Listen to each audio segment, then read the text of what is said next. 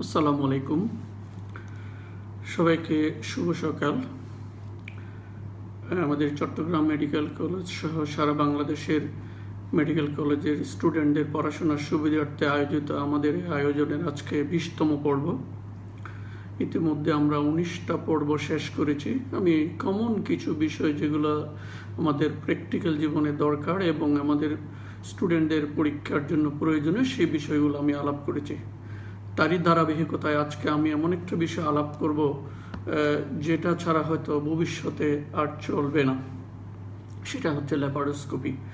So আমি প্রথমে ল্যাপারোস্কোপির basic কিছু আইডিয়া দিব, কিছু হয়তো 2-1 মিনিট একটু এর ইতিহাসটা বলবো, এবং যে ল্যাপারোস্কোপিতে আমরা যে সমস্ত যন্ত্রপাতি ইউজ করি তার বেসিক কিছু ব্যবহার বা তাদের যে হ্যান্ডলিং সেগুলো আমি একটু দেখাবো, ছবি দেখাবো, প্লাস কিছু ইনস্ট্রুমেন্ট আমি আমার পার্সোনাল ইনস্ট্রুমেন্ট নিয়ে আসছি সেগুলো দেখাবো। এবং আমি বিশেষ করে যে জিনিসটা খুবই জরুরি সেটা হচ্ছে আর্গোনমিক্স অফ দ্য ল্যাপারোস্কোপি, সেটা আমি শেষের 20-25 মিনিট বলবো। সুতরাং আমি আশা করব সবাই শুরু থেকে শেষ পর্যন্ত ধৈর্য ধরে আমার সাথে থাকবেন, তাহলে হয়তো ল্যাপারোস্কোপির ওভারভিউ একটা কমন যে আইডিয়া বা এটা যে জিনিসগুলো আমাদের জানতেই হবে সে সম্পর্কে আপনারা হয়তো একটু আইডিয়া পাবেন। সুতরাং আমি শুরু করছি। আমার আজকের প্রেজেন্টেশনটা অনেক মানে কি বলবো, আপনারা জানেন চারিদিকের পরিস্থিতি অত্যন্ত ভয়াবহ। ইভেন দেন অনেক মনটা অনেক খারাপ বিভিন্ন কারণে, তারপরেও আমি চেষ্টা করেছি একটু বলার জন্য ল্যাপারোস্কোপি বিষয়ে, এবং হয়তো বেশি গুছানো হবে না, বাট আমি অনেক ইনফরমেশন দেওয়ার চেষ্টা করব। একটু কেউ কমেন্ট করে লিখবেন দেখা যাচ্ছে কিনা, শোনা যাচ্ছে কিনা, এবং আমাদের এই প্রেজেন্টেশনগুলো যদি আপনাদের ভালো লেগে থাকে তাহলে অন্যান্য ফ্রেন্ডদেরকে শেয়ার করবেন এবং ওদেরকেও দেখার বা শোনার সুযোগ করে দিবেন, সে প্রত্যাশা করছি। তাহলে শুরুতে আমরা যদি ল্যাপারোস্কোপির বিষয়ে বলি, ল্যাপারোস্কোপিতে অনেকগুলো টার্মিনোলজি ইউজ করা হয়। সে টার্মিনোলজিগুলো কি? প্রথম যে টার্মিনোলজিটি ইউজ করা হয়েছিল ল্যাপারোস্কোপিতে সেটা হচ্ছে সেলিওস্কোপি। আপনারা জানেন 1901 সালে যখন রেটের উপর কেলিন সাহেব যে ল্যাপারোস্কোপি করেছিলেন, endoscopic visualisation of the abdominal wall, সেটাকে ওনারা নাম দিয়েছিলেন সেলিওস্কোপি। এটা হচ্ছে 1901 সালের দিকে। তারপরে সেই টার্মটাকে ল্যাপারোস্কোপি বলা হয়। ল্যাপারোস্কোপি বলতে visualisation of the interior of the abdominal cavity, সেটা হচ্ছে ল্যাপারোস্কোপি, এবং এটা পেরিটোনিওস্কোপিও বলা হয়। তাহলে খেয়াল করবেন খুব মন দিয়ে কথাগুলো, যে ল্যাপারোস্কোপি এবং পেরিটোনিওস্কোপির মধ্যে একটা বেসিক ডিফারেন্স আছে। আমরা যখন পেটের মধ্যে টেলিস্কোপটা ঢুকাই বা ক্যামেরাটা ঢুকাই, শুধুমাত্র আমরা পেরিটোনিয়াম দেখতে পাই, অর্গানগুলা দেখতে পাই, আইদার প্যারাডাল পেরিটোনিয়াম আর ভিসারাল পেরিটোনিয়াম। তো সেজন্য যখন শুধুমাত্র আমরা অ্যাবডোমিনের মধ্যে টেলিস্কোপটা ঢুকাই with the camera, then it is only peritoneoscopy. আমি আর কিছু দেখতে পারবো না, আমার কোনো অন্য হ্যান্ড নাই ওখানে। বাট যখন আমি সেকেন্ড পোর্ট করে আমি ইনস্ট্রুমেন্ট ঢুকাবো, আমি অর্গানগুলো নাড়াচাড়া করব, তখন সেটাকে আমরা বলবো ল্যাপারোস্কোপি। তাহলে এটা বিশেষ করে যারা পোস্ট গ্রাজুয়েট স্টুডেন্ট তাদের জানতে হবে যে what is the difference between peritoneoscopy and laparoscopy. Peritoneoscopy হলো only visualization of the abdominal cavity without any aided hand, no other ports, only one port, camera port আর টেলিস্কোপ। আর যখন আমি second port করে ইনস্ট্রুমেন্ট ঢুকাবো, আমি অর্গানগুলোকে নাড়াচাড়া করে দেখতে পাবো, তখন সেটাকে বলা হবে যে ল্যাপারোস্কোপি। এটাকে আরও অনেকগুলো নামে বলা হয়, যেমন ব্যান্ডেড সার্জারি এক সময় বলা হতো, সেটা এখন আর বলা হয় না। কি হোল সার্জারি, এখন অনেকে এরকম কি হোল সার্জারি বলে, এটা এখন আর খুব বেশি প্রচলিত হয় না। এটাকে অনেক সময় সার্জিক্যাল এন্ডোস্কোপিও বলে, আমি পরে একটু বলবো সেটা কি। আমরা এন্ডোস্কোপি করেও সার্জারি করতে পারি। তারপরে নামটা বলছে যে মিনিমাল ইনভেসিভ সার্জারি বা MIS, দেখবেন বিভিন্ন হসপিটালে MIS ইউনিট লেখা আছে, ইভেন বারডেমো, এবং সেটা পরবর্তীতে নামটা চেঞ্জ করে MAS, minimal access surgery. That is the latest terminology for the laparoscopic surgery, minimal access surgery, MAS। কেন সেটা মিনিমাল অ্যাক্সেস সার্জারি বলা হচ্ছে আদার দেন আদার টার্মিনোলজি? এর কারণ হচ্ছে, এটা আমার মুখের কথা না, আপনারা জানবেন যে professor Cuschieri is renowned laparoscopic surgeon and dedicated researcher. আমি ওনার ছবি দেখাবো। তো উনি বলেছেন যে আমরা ল্যাপারোস্কোপিক যে অপারেশনগুলো করি, পেটের ভিতরের যে ডিসেকশনগুলো আমরা করি, এটা কোনো অংশে আসলে মিনিমাম নয়। আমরা একটা হুইপলস অপারেশনের যে ডিসেকশন করি ওপেনে, ঠিক ল্যাপারোস্কোপিতে একই ডিসেকশন করতে হয়। তাহলে এটা কোনো অংশে ডিসেকশনটা কম হচ্ছে না পেটের ভিতরে, অ্যাবডোমেনের ভিতরে বা টার্গেট অর্গানে। সিম্পল ল্যাপারোস্কোপিক কোলেসিস্টেক্টমি বলি না কেন, এখানে ডিসেকশনটা খুব কম হচ্ছে না, বাট কম হচ্ছে কি অ্যাক্সেসটা কম। যে আমি ছোট্ট একটা পোর্ট করে বা 5টা পোর্ট করে বা ছোট্ট পোর্ট করে আমি অপারেশনটা সেরে ফেলতেছি, এজন্য এটাকে অ্যাক্সেসটা মিনিমাম, যে ডিসেকশনটা মিনিমাম নয় বা ইনভেশনটা মিনিমাম নয়, সেজন্য উনি নাম দিয়েছেন, লেটেস্ট টার্মিনোলজিটা হচ্ছে মিনিমাল অ্যাক্সেস সার্জারি। অর্থাৎ মিনিমাল অ্যাক্সেস এই কারণেই বলা হচ্ছে যে আমার অ্যাক্সেস, যে আমি ইনসিশনটা দিচ্ছি ল্যাপারোস্কোপিক সার্জারিতে, সেটা খুব ছোট্ট ছোট 3 মিলিমিটার, 5 মিলিমিটার এরকম বা 10 মিলিমিটার। কিন্তু আমি ওপেন সার্জারিতে অনেক বড় একটা ইনসিশন দিচ্ছি। বাট পেটের ভিতরে either laparoscopy or open, dissection is almost same. তাহলে সেজন্য এটাকে অন্যান্য টার্মিনোলজি না বলে মিনিমাল অ্যাক্সেস সার্জারি বলা হয়। যেহেতু আমার অ্যাক্সেসটা খুব মিনিমাম, ইনসিশনটা খুব মিনিমাম, সেজন্য এটাকে মিনিমাল অ্যাক্সেস সার্জারি বলা হয়। তাহলে সেটা explanation was given by the professor Cuschieri. এখন what is the definition of laparoscopic surgery আমরা যদি বলি, এটা ভেরি খুব ইন্টারেস্টিং একটা ডেফিনিশন আছে। অনেক ধরনের ডেফিনিশন এখানে আছে, তবে আমার যেটা খুব পছন্দ সেটা আমি আপনাদেরকে বলছি। বলা হচ্ছে যে it is a marriage between the modern technology and surgical innovation. It is a marriage, BA, it is a marriage between modern technology and surgical innovation to accomplish surgical therapeutic goal with minimum somatic and psychological trauma. বাংলায় যদি বলি, it is a combination of technology and surgical innovation. এটা কিসের জন্য? আমরা যে surgical therapeutic ট্রিটমেন্টগুলো দিচ্ছি বা আমরা করছি, যেমন অ্যাপেন্ডিসেক্টমি করছি, কোলেসিস্টেক্টমি করছি, সেগুলো করার জন্য সুবিধা কি? With minimum somatic and psychological trauma. এখানে ট্রমাটা খুবই মিনিমাম, এটাকে বলা হচ্ছে ল্যাপারোস্কোপিক সার্জারি। এখন ল্যাপারোস্কোপিক সার্জারির অনেক ধরনের প্রিন্সিপাল আছে, সেটা আমি হয়তো অনেকগুলো কিছু কিছু হয়তো বলবো, বাট একটু মনে রাখার কথা সুবিধা আছে যে আই ভিট্রাস, আই মানে ক্যাপিটাল আই, ভিট্রাস, আমি প্রত্যেকটা একটা একটা করে বলছি। It is the core principal of minimal access surgery. এটা দেখবেন আমাদের বেলি ল্যাবের একজন ল্যাপারোস্কোপিক চ্যাপ্টারের শুরুতেই আছে আই ভিট্রাস। কোনো একটা জিনিস যখন বইয়ে নতুনভাবে আসে, এটা স্যারদের খুব প্রিয় প্রশ্ন, সেজন্য আমি এটা একটু ডিসকাস করছি। তাহলে যে কোনো একটা যে টপিক যখন বইয়ে নতুন আসে, এটা স্যাররা খুব পছন্দ করেন, সেজন্য আমি টার্মটা একটু বলছি যে আই ভিট্রাস। মনে রাখবেন কিভাবে? I for insufflate or the create space. আপনি ল্যাপারোস্কোপিক সার্জারিতে স্পেস ক্রিয়েশন ছাড়া অপারেশন করতে পারবেন না। যেমন আমি বলবো নিউমোপেরিটোনিয়ামের কথা বলবো, অ্যাবডোমেনে আমরাকে নিউমোপেরিটোনিয়াম করতে হয়, এটাকে বলা হচ্ছে I for insufflate or create space. V for visualize, যে আপনাকে অপটিক্যাল ইনস্ট্রুমেন্ট দিয়ে অর্থাৎ ক্যামেরা দিয়ে আপনাকে দেখতে হবে, না দেখে কোনো অপারেশন করা যাবে না। That is the most important criteria of laparoscopic surgery. No vision, আপনি না দেখে কিছুই করতে পারবেন না বা কিছু করা উচিত নয়, ব্লাইন্ডলি কিছু করা যাবে না। That is the visualise.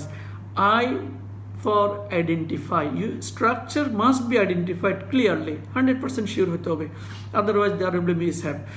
Then T for triangulation, triangle করতে হয়, আমি এটা পরে বলছি যে ট্রায়াঙ্গুলেট করতে হয়। আর ফর রিট্রাক্ট, যেমন আমি কোলেসিস্টেক্টমি করবো, লিভারটাকে রিট্রাক্ট করতে হয়, otherwise I cannot do my surgery.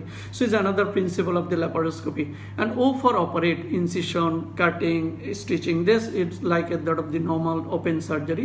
And as for sealing or haemostasis, as of they're like that of the open surgery. But একটা ডিফারেন্স হচ্ছে যে ওপেন সার্জারিতে আমরা আগে ডিসেকশন করি, দেন হেমোস্টাসিস করি, বাট ইন ল্যাপারোস্কোপিক সার্জারিতে হেমোস্টাসিস ফার্স্ট। সুতরাং the core principal of MAS is I vitreous, I for insufflate, V for visualize, I for identify, T for triangulation, আমি প্রত্যেকটা আবার ডিসকাস করব, R for retract, O for operate, and S for seal or hemorrhage. These are the core principle. এখন আমি just জুনিয়রদের জন্য বলছি, আমরা অনেক সময় ওদেরকে জিজ্ঞেস করি ল্যাপারোস্কোপি মানে কি, যে ল্যাপারোস্কোপি মানে visualise the interior of the abdomen, এটা হচ্ছে আমরা ল্যাপারোস্কোপি। ল্যাপারোস্কোপি বলতে মেইনলি অ্যাবডোমেনের জন্য টার্মটা ইউজ করা হয়, তাহলে অন্যান্য অর্গানের জন্য, অন্যান্য পার্ট অফ দ্য বডির জন্য আলাদা টার্মিনোলজি আছে। যেমন থোরাকোস্কোপি, এটা যখন থোরাসিক ক্যাভিটি আমরা দেখবো সেটা হচ্ছে থোরাকোস্কোপি, অথবা ভিডিও অ্যাসিস্টেড থোরাসিক সার্জারি, এটা বলা হয় ভেটস বলে। এটা অনেক সময় পরীক্ষায় জিজ্ঞেস করে মিন বাই ভেটস, জুনিয়রদের জন্য এটা, যে ভিডিও অ্যাসিস্টেড থোরাকোস্কোপিক সার্জারি।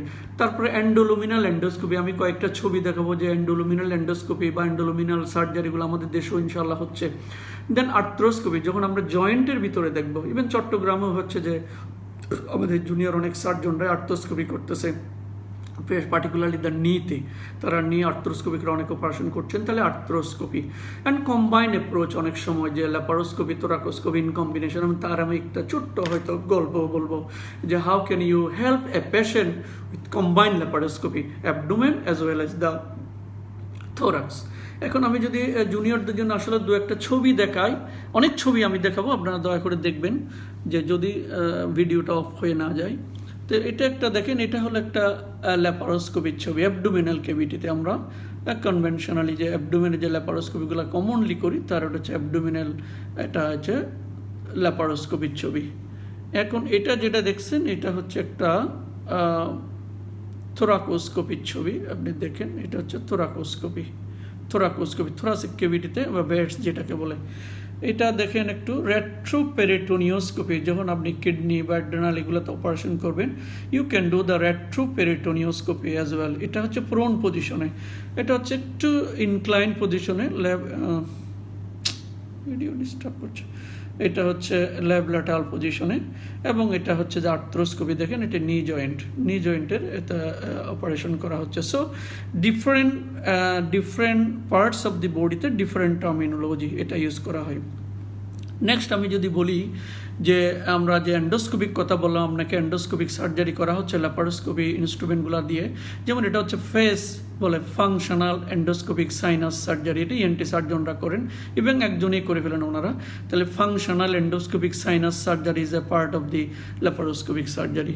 এটা হচ্ছে পোএম, এটা পোস্ট গ্রাজুয়েটদেরকে জানতে হবে, এটা জানেন পোএমের অ্যাব্রিভিয়েশন পার ওরাল এন্ডোস্কোপিক মায়োটমি, যখন আমরা যেটাকে হেলার্স অপারেশন বলি, যে এটা এখন আর ল্যাপারোস্কোপি বা ওপেনের প্রয়োজন নাই, এন্ডোস্কোপি করে করা যায়, ইভেন আমাদের দেশেও হচ্ছে, আপনারা জানেন। তাহলে পার ওরাল এন্ডোস্কোপিক মায়োটমি, অর্থাৎ সার্কুলার মাসল লেয়ারটা এন্ডোস্কোপি করে ইনসিশন দিয়ে দেওয়া যায়। The other one is the per oral endoscopic pyloromyotomy, অর্থাৎ যখন পাইলোরিক স্টেনোসিসে আমরা পাইলোরোপ্লাস্টি করি, ঠিক একইভাবে যে এন্ডোস্কোপি করে পাইলোরিক মাসেলের যে সার্কুলার ফাইবার ছিল ওগুলো ইনসিশন দেওয়া যায়। আর এটা হচ্ছে আপনারা জানেন যে TAMIS, transanal minimal invasive surgery, transanal minimal invasive surgery. দেখেন এন্ডোস্কোপটা এটা অনেকটা নোটসের মতো, নোটস আমি এটা পরে বলবো, যে অ্যানাস দিয়ে একটা ডিভাইস ঢুকানো হয়েছে, এর মধ্যে ইনস্ট্রুমেন্ট ঢুকে সার্জারি করা হচ্ছে। এটা টামিস, এটা হচ্ছে যারা সিনিয়র তাদের জানতে হবে ডিটেলস যে টামিস কী জিনিস, ট্রান্সঅ্যানাল মিনিমাল ইনভেসিভ সার্জারি। এখন এই ছবিটা একটু দেখেন, আমি এটার একটা ছোট্ট ইতিহাস বলবো। দেখেন এটা হচ্ছে যে সে একটা নির্মাণ শ্রমিক, সে নির্মাণ শ্রমিক, তার প্রায় 12 তলায় কাজ করতেছিল, বাট অ্যাক্সিডেন্টালি পড়ে গিয়ে তার একটা লোহা রড পেরিনিয়াম দিয়ে ঢুকে অ্যাবডোমেন দিয়ে গিয়ে থোরাক্স দিকে গিয়ে নেকে বেরিয়ে গেছে। দেখেন treat the reconstruction of the city, দেখেন আপনি এই যে পেরিনিয়াম দিয়ে ঢুকলো, পেলভিস দিয়ে ক্রস করে অ্যাবডোমেন ক্রস করে through the lobe of the right lobe of the liver, through the right lungs, and এটা নেকে বেরিয়ে গেছে। So how the laparoscopy helps in this scenario? এই রোগীটা যদি আমরা পেতাম, এটা আমি এই ছবিটা নিয়েছি আমেরিকা থেকে একটা কনফারেন্স থেকে, সাজেস কনফারেন্স গত বছরের, এবং this presentation was done by an Indian surgeon from Bombay. তাহলে দেখেন this is the beauty of the laparoscopy. আমরা যদি হতাম তাহলে একবার ল্যাপারোটমি করতাম, আবার থোরাকোটমি করতাম, আবার নেক ডিসেকশন করতাম, তাহলে 3-4 জায়গায় ইনসিশন দেওয়া লাগতো। বাট আরেকটা জিনিস এখানে মনে রাখবেন, যখন কোনো এরকম একটা পয়েন্টেড বা শার্প ইনস্ট্রুমেন্ট বডির ভিতরে ঢুকে যায় বা যে কোনো একটা পার্টে ঢুকে, until you are prepared for the full surgery you don't remove this organ. যেমন আমি বলছি যে এই যে দেখেন এটা পেরিনিয়াম দিয়ে ঢুকে অ্যাবডোমেনে ঢুকে গেছে, তাহলে এটাকে বের করা যাবে না আপনি until you are doing the laparotomy করে বা থোরাকোটমি করে এটাকে বের করতে হবে। এর কারণ হচ্ছে আপনি যদি এটা আগে বের করে ফেলেন, তাহলে ল্যাপারোটমি করে এটা কোথায় ইনজুরি করেছে হয়তো খুঁজে নাও পেতে পারেন। সেই জন্য এটা ভেরি ইম্পর্টেন্ট যে যারা সার্জিক্যাল ট্রেনি, এরকম কোনো একটা যদি স্ট্যাব ইঞ্জুরি নিয়ে আসে বা point pricking penetrating perforating injury নিয়ে যে অবজেক্টটা পেটের মধ্যে বা অর্গানের মধ্যে ঢুকবে সেটা আগে বের করা ঠিক হবে না, অপারেশন করে সাইট অফ ইনসিডেন্টে গিয়ে আপনি এটাকে রিমুভ করবেন, so that you can identify the injured organ very easily. So what the did first laparoscopy abdominal, যে ল্যাপারোস্কোপি করে তারা তার কোন দিক দিয়ে লোহার রডটা ঢুকেছে সেগুলো দেখেছে। It crosses the transverse colon, right lobe of the liver and the ileum, তারা সেগুলোকে হ্যান্ডেল করেছে। Then they did the thoracoscopy, তোরাকোস্কোপির রাইট লাং দিয়ে যে ঢুকেছে সেটাই ম্যানেজ করেছে। Then they manage the neck. So that is the beauty of the laparoscopy. Ultimately, the patient survive and all is successful with the laparoscopy. Next, এই যে ল্যাপারোস্কোপির এত কথা আমি বললাম, সরি যে একটু ডিস্টার্ব হলো। আপনারা বুঝতে পারছেন যে আমি যে ছবিগুলো আসলে দেখাচ্ছি এগুলা ভিডিও সাপোর্ট করছে না, মেবি এগেইনস্ট দ্য কমিউনিটি। সুতরাং আমি চেষ্টা করব যে যেগুলো এরকম অবজেকশনাল ছবি এগুলো না দেখাতে, চাচ্ছিলাম সব ছবিগুলো দেখাতে, কিন্তু এটা ভিডিও সাপোর্ট করছে না। সুতরাং যারা এখন জয়েন করছেন আগের ভিডিওর সাথে কন্টিনিউশন হিসেবে দয়া করে দেখবেন। তাহলে এখন এই যে আমি ল্যাপারোস্কোপির কথা বলছি, it is a very long learning curve, অনেক লম্বা একটা ট্রেনিংয়ের প্রয়োজন আছে। প্রথমে before doing any laparoscopic surgery you must be master of general surgery. আপনাকে জেনারেল সার্জারি শিখতে হবে, কারণ আপনি এটা ল্যাপারোস্কোপিক কোলিসিস্টেক্টমি করতে গেলেন, আপনি পারলেন না, ওপেন করতে হবে। তাহলে আপনি যদি ওপেন সার্জারি না জানেন, how you can manage the case. সুতরাং যে before doing laparoscopy you must be master of general surgery. তো সেই জন্য সেটা শিখতে গেলে আপনাকে প্রথমে এটা ট্রেনিং নিতে হবে। ট্রেনিংটা শুরু হয় কিভাবে, যেটা আমরা করেছি, যে প্রথমে হচ্ছে যে কম্পিউটার সফটওয়্যার আছে, কম্পিউটার সফটওয়্যার আপনি কম্পিউটার বসবেন ল্যাবে গিয়ে, দেন সফটওয়্যার থেকে আপনি শিখবেন, নাম্বার 1। নাম্বার 2 হচ্ছে বক্স ট্রেনার আছে। আমরা যখন 97-98 সালে বার্ডেম থেকে শিখেছি বক্স ট্রেনারে, যে বক্স ট্রেনার আপনি শিখবেন। বক্স ট্রেনার যখন আপনি ট্রেনিং নিয়ে নেবেন, আমি ছবিগুলো দেখাতে পারছি না, দেন আপনি অ্যানিমালের উপর এটা অ্যাপ্লাই করবেন। যেমন পিক, আমার মনে আছে এখন আমরা যখন 2004-এ সিঙ্গাপুরে গিয়েছি আমি ট্রেনিংয়ে, ইনিশিয়ালি উই ডিড অ্যাকর্ডিংলি। আমরা প্রথমে কম্পিউটারের সামনে ল্যাবে বসে আমরা সফটওয়্যারের ট্রেনিং নিয়েছি, then we are allowed to do the box training, then we did the surgery. আমার এখনো মনে আছে যে আমরা হার্নিয়া সার্জারি করেছি 2004-এ ইন দ্য পিগের উপর under general anaesthesia. So then you will do the operation on animal, then you can do the surgery on what is called the human being. So that is a long learning curve. তবে মনে রাখতে হবে laparoscopy শেখার আগে আপনাকে open surgery শিখতে হবে, then you can do the laparoscopic surgery. Laparoscopy প্রথমে software, computer, then box trainer. আমি সরি ছবিগুলো দেখাতে পারছি না, ছবি দেখালে ভিডিও অফ হয়ে যাবে। দেন বক্স ট্রেনার, দেন অ্যানিমাল উপর আপনি করবেন, দেন হিউম্যান বিং। এটা হচ্ছে একটা কার্ভ। এখন মডার্ন জানেন আপনারা যে রোবোটিক সার্জারি অনেক অ্যাডভান্স হয়ে গেছে। Before doing the robotic surgery you have to be master of laparoscopic surgery. যে আসলে রোবোটিক হচ্ছে যে রোবট অ্যাসিস্টেড ল্যাপারোস্কোপিক সার্জারি। তো রোবটের ছবিগুলা যদি একটু চেষ্টা করি আমি দেখাই, দেখি, জানি না ভিডিও অফ হয়ে যাবে কিনা। রোবোটিক সার্জারি সম্পর্কে আপনাদের কনসেপ্ট কি আমার জানি না। দেখেন, এটা হচ্ছে একটা রোবোটিক কনসোল, এটা robotic console is the operating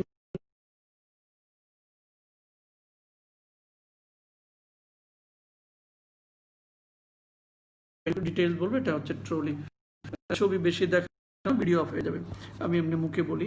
তাহলে সার্জন কনসোলে বসে অপারেশন করবে। আমরা দেখেছেন ভিডিও গেম কিভাবে খেলে, যে দু হাতে ইনস্ট্রুমেন্টগুলো থাকবে, এখান থেকে সে কন্ট্রোল করবে, অপারেশন টেবিলে অপারেশন হবে।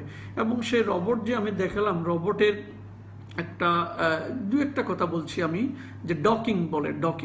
ডকিং হচ্ছে যে পেশেন্টের সাথে যে রোবোটিক আর্মগুলাকে ফিক্সড করা, যে কোনো একটাতে আপনি টেলিস্কোপ লাগাবেন, কোনোতে ইনস্ট্রুমেন্ট লাগাবেন, তাহলে পেশেন্টের হাইটের সাথে যে ইনস্ট্রুমেন্টগুলো যে আপনি পোর্টগুলো ঢুকালেন, পোর্টের মাধ্যমে রোবোটিক যে হ্যান্ড, 4টা হ্যান্ড আছে একটা রোবটের, 4টা হ্যান্ড ম্যাক্সিমাম ইউজ করে দেয়, এই 4টা হ্যান্ড আপনি ফিক্সড করলেন। আমরা যখন ল্যাপারোস্কোপি 4টা পোর্ট করি, ঠিক একইভাবে পোর্টের মাধ্যমে রোবোটিক হ্যান্ডগুলোকে দেওয়া হয়।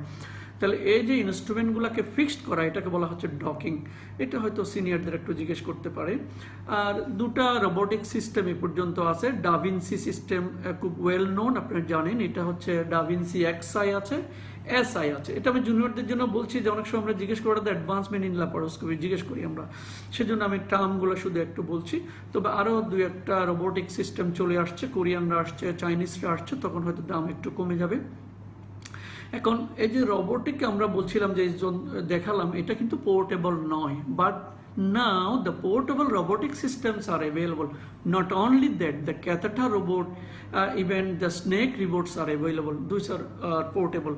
তাহলে আগে ছিল ডাভিনসি সিস্টেম, এর অনেক মডিফাই হয়ে অন্যান্য কোম্পানি তৈরি করে ফেলতেছে, এবং এখন যে রোবোটিক সিস্টেম সেটা পোর্টেবল চলে আসছে, স্নেক রোবট চলে আসছে, ইভেন ক্যাথেটার রোবট চলে আসছে। দ্য টার্মিনোলজি, যে টেকনোলজি এত অ্যাডভান্স হয়ে গেছে। তাহলে রোবটের সুবিধা কি? সরি, আমি ছবিগুলো দেখাতে পারছি না। যে রোবটের সুবিধা হলো যে আমার রিস্টের মতো রোবোটিক যে ইনস্ট্রুমেন্টগুলো আছে, আমার রিস্টের যেমন যে মুভমেন্ট আমি যে ডিরেকশনে করতে পারি, তাহলে একটা রোবটের যে ইনস্ট্রুমেন্ট যে এখানে হিঞ্জ আছে সেটা সে তত ডিরেকশনে এই কাজগুলো করতে পারে। বাট আমি যখন একটা নর্মাল ল্যাপারোস্কোপিক ইনস্ট্রুমেন্ট যেটা আমরা ইউজ করবো, যে নর্মাল ল্যাপারোস্কোপিক ইনস্ট্রুমেন্ট, এটা অত ডিরেকশন আমি কাজ করতে পারবো না। সুতরাং রোবটের এটা হলো বড় সুবিধা। এবং যখন ডিপ সার্জারি হবে, যেমন রেডিক্যাল প্রোস্টাটেক্টমি, রেডিক্যাল সিস্টেক্টমি, ডিপ সার্জারি যেখানে হবে পেলভিক ক্যাভিটির ভিতরে, তাহলে সেখানে রোবোটিকের অনেক অ্যাডভান্টেজ আছে। এবং রোবোটিকে এটা দরকার নেই আমাদের। আরেকটা অ্যাডভান্সমেন্ট হচ্ছে সিলস। আমি জাস্ট আগে অ্যাডভান্সমেন্টগুলো, তারপর আবার ল্যাপারোস্কোপিতে যাব, আমরা শেষ পর্যন্ত থাকবেন। সিলস হচ্ছে যে সিঙ্গেল ইনসিশন ল্যাপারোস্কোপিক সার্জারি। আপনারা জানেন সিঙ্গেল পোর্ট সার্জারি যেটাকে বলে, সেই পোর্ট আমারও আছে, আমি কয়েকটা করেছি। এটা হচ্ছে সিলস পোর্ট, যার SILS port, how the surgery is perform SILS port দিয়ে। তাহলে এই সিলস পোর্টটা দেখলেন, এই যে এটা একটাই পোর্ট, কিন্তু এর মধ্যে চারটা, ও একের ভিতর চার, আমরা যেটা আমরা বলেছিলাম যে গ্রামার করেছিলাম যেরকম, ঠিক এটা একটা পোর্ট একটা, কিন্তু আসলে চারটা ওর এন্ট্রি পয়েন্ট আছে। তাহলে আমরা আম্বিলিকাস দিয়া ওই পোর্টটা ঢুকালাম, কিন্তু ওই পোর্টের ভিতরে আবার চারটা ইনস্ট্রুমেন্ট ঢুকে আমরা কাজ করতে পারি। বাট এখানে অসুবিধা হচ্ছে এটা আর্গোনমিক্সটা পাওয়া যায় না, অনেক সময় লাগে। আমরা 5-6টা করেছি, আমার যন্ত্র আছে, বাট আমার মনে হয় না রুগীকে আমরা খুব বেশি বেনিফিট দিতে পেরেছি, যে অনেক সময় 2 ঘন্টা লেগে যায়, যেখানে এটা 15 মিনিটের অপারেশন। সুতরাং এই সিলস পোর্ট উন্নত দেশে করা হচ্ছে। ওরা কিভাবে করছে? ওদের আলাদা যন্ত্রপাতি আছে। আমি যে বললাম যে বিভিন্ন ডিরেকশনের যন্ত্রগুলোকে ঘুরানো যায়, তারা সেই যন্ত্রপাতির মাধ্যমে সিঙ্গেল পোর্ট ইনসিশন দিয়ে অপারেশন করতেছে। বাট এটা একটু জানতে হবে, SILS single incision laparoscopic surgery. Then এরপরে চলে আসছে NOTES, natural orifice transluminal endoscopic surgery. নোটসটা খুব বেশি পপুলারিটি পায় নাই, কারণ হচ্ছে বলা হচ্ছে যে একটা অর্গানের অপারেশন করতে গিয়ে আপনি আরেকটা অর্গানকে ইনজুরি করবেন, সেটা অ্যাকসেপ্টেবল নয়। তার নেচার জাস্ট আমি থিওরিটিক্যাল ডিসকাস করছি যে নোটস আপনি কোন কোন অরিফিস দিয়ে করতে পারবেন। আপনি মাউথ দিয়ে করতে পারেন, অ্যানাস দিয়ে করতে পারেন, ইউরেথ্রা দিয়ে করতে পারেন, এন্ড ভেজাইনা দিয়ে করতে পারেন। যেমন ট্রান্সভেজাইনাল কোলেসিস্টেক্টমি, অ্যাপেন্ডিসেক্টমি করতে পারেন। বাট ড্রব্যাক হলো যে একটা অর্গান ইনজুরি করতে, একটা অপারেশন করতে আরেকটা অর্গান ইনজুরি হতে পারে, সেজন্য এটা খুব বেশি পপুলারিটি পায় নাই। আরেকটা জাস্ট টার্ম আছে টেম, TEM, ট্রান্সঅ্যানাল এন্ডোস্কোপিক মাইক্রোসার্জারি, আপনারা জানেন এটাও একটা নোটসেরই অংশ। ইভেন লো এন্টেরিয়র রিসেকশন অ্যাপিয়ার, এগুলো এদিক দিয়ে করা যাচ্ছে উইদাউট এনি অ্যাবডোমিনাল ইনসিশন, এটা করা যায়। এখন আমরা যদি বলি what is the basic difference between the laparoscopic surgery অর্থাৎ অ্যান্ড ওপেন সার্জারি, এটা একটু মনে রাখতে হবে সবাইকে। আমরা যদি বলি open surgery is fast and laparoscopic surgery is slow and steady, but এটা বিগিনারদের জন্য, আমি পার্সোনাল এক্সপিরিয়েন্স থেকে বলছি। আমরা কনভেনশনালি বলবো যে ওপেন সার্জারি একটু ফাস্ট আর laparoscopic surgery slow and steady. But যখন আপনি এক্সপার্ট হয়ে যাবেন, এখন আমাকে যদি বলেন একটা কোলেসিস্টেক্টমি ওপেন করেন আর ল্যাপারোস্কোপি করেন, তাহলে ওপেন করতে যদি আধা ঘন্টা লাগে, ল্যাপারোস্কোপি 15 মিনিটে হয়ে যাবে। তাহলে it depends upon the expertise and your training and your dedication and your length of time you spend with the laparoscopy. তো যদিও আমরা ওপেন সার্জারি ফাস্ট বলছি, ল্যাপারোস্কোপি স্লো অ্যান্ড স্টেডি বলছি, but it depends upon the expertise. Number 2, hand is as good as eye. আমরা যখন open surgery করি, আমি হাত দিয়ে বুঝবো কোনটা লিভার, কোনটা ইন্টেস্টাইন, কোনটা অ্যাপেন্ডিক্স, কোনটা gall bladder etcetera. But in laparoscopic সার্জারিতে হয়তো দেখে বুঝবো কোনটা কি অর্গান, বাট আমি যখন ফিল করব বুঝবো না। সেটাকে আমরা বলি ট্যাকটাইল লোকালাইজেশন, ট্যাকটাইল সেন্সেশন, যে আমি হাতে একটা জিনিস ধরলে বুঝবো এটা কি জিনিস, কিন্তু ল্যাপারোস্কোপিক ইনস্ট্রুমেন্ট দিয়ে যখন ধরবো নাও বুঝতে পারি। এটাও একই কথা। আবার যখন আপনার ম্যাটার অফ এক্সপিরিয়েন্স, আপনার অনেক দিনের যখন অভিজ্ঞতা হয়ে যাবে, তখন দেখবেন যে এটা আবার বোঝা যাচ্ছে। এখন আরেকটা হচ্ছে যে ডিসেকশন প্রেসিডস, অর্থাৎ আমরা যখন ওপেন সার্জারি করি আগে ডিসেকশন করি দেন হেমোস্টাসিস করি, but in laparoscopic surgery haemostasis first then dissection. আর একটি মোস্ট ইম্পর্টেন্ট ডিফারেন্স হলো যে আর্গোনমিক্স নিয়ে আমি আধা ঘন্টা পড়বো শেষের দিকে, অনেক ইম্পর্টেন্ট একটা বিষয় যে ওপেন সার্জারিতে আর্গোনমিক্সটা আমি অনেক সময় কম্প্রোমাইজ করতে হবে বা অপটিমাম হলে হবে, কিন্তু ল্যাপারোস্কোপিক সার্জারিতে আর্গোনমিক্সটা কম্প্রোমাইজ করা যাবে না, দ্যাট শুড বি ভাইটাল। সেটা আমি ইম্পর্টেন্সটা আপনারা পরে বুঝতে পারবেন যে কেন এটা ইম্পর্টেন্ট। এখন আমি জুনিয়রদের জন্য বলছি যে what are the advantages of minimal access surgery. এটার সুবিধা কি? সুবিধা হচ্ছে less operative handling and trauma. অনেকে বলবে, আমি বলবো যে অনেকে বলবে যে আমি তো 1 ইঞ্চি ইনসিশন দিয়ে অ্যাপেন্ডিক্স করে ফেলতে পারি, দ্যাটস ট্রু, বা 2 ইঞ্চি দিয়ে করে ফেলতে পারি, সেটা ঠিক। কিন্তু উনি যে 2 ইঞ্সিশন দিয়ে অপারেশন করে যে টিস্যুর ট্র্যাকশনটা দিচ্ছে লম্বা করে বা অনেকক্ষণ ধরে, তাতে টিস্যুর অনেক ইনজুরি হয়।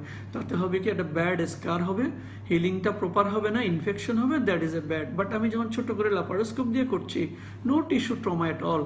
তাহলে এটাই হচ্ছে বড় সুবিধা ল্যাপারোস্কোপির, যে less operative handling and trauma, number 1. Number 2, less bleeding. আমি আগেই বলেছি আমরা আগে কন্ট্রোল করব bleeding, then that is the less bleeding, less pain and post-operative analgesia. তারপর হচ্ছে ফাস্টার recovery and patient can go to the work very early. এবং ল্যাপারোস্কোপির শুরুটা হয়েছে এই জন্যই যে মানুষকে যেন তাড়াতাড়ি কাজে পাঠানো যায়। আপনারা জানেন বিদেশে একটা হসপিটাল বেডের অনেক দাম, অনেক কস্টলি, এবং সবসময় পাওয়া যায় না, সেজন্য মানুষকে যেন তাড়াতাড়ি কাজে পাঠানো যায়, সেজন্যই এই ল্যাপারোস্কোপিটার ইনভেনশনটা হয়েছে।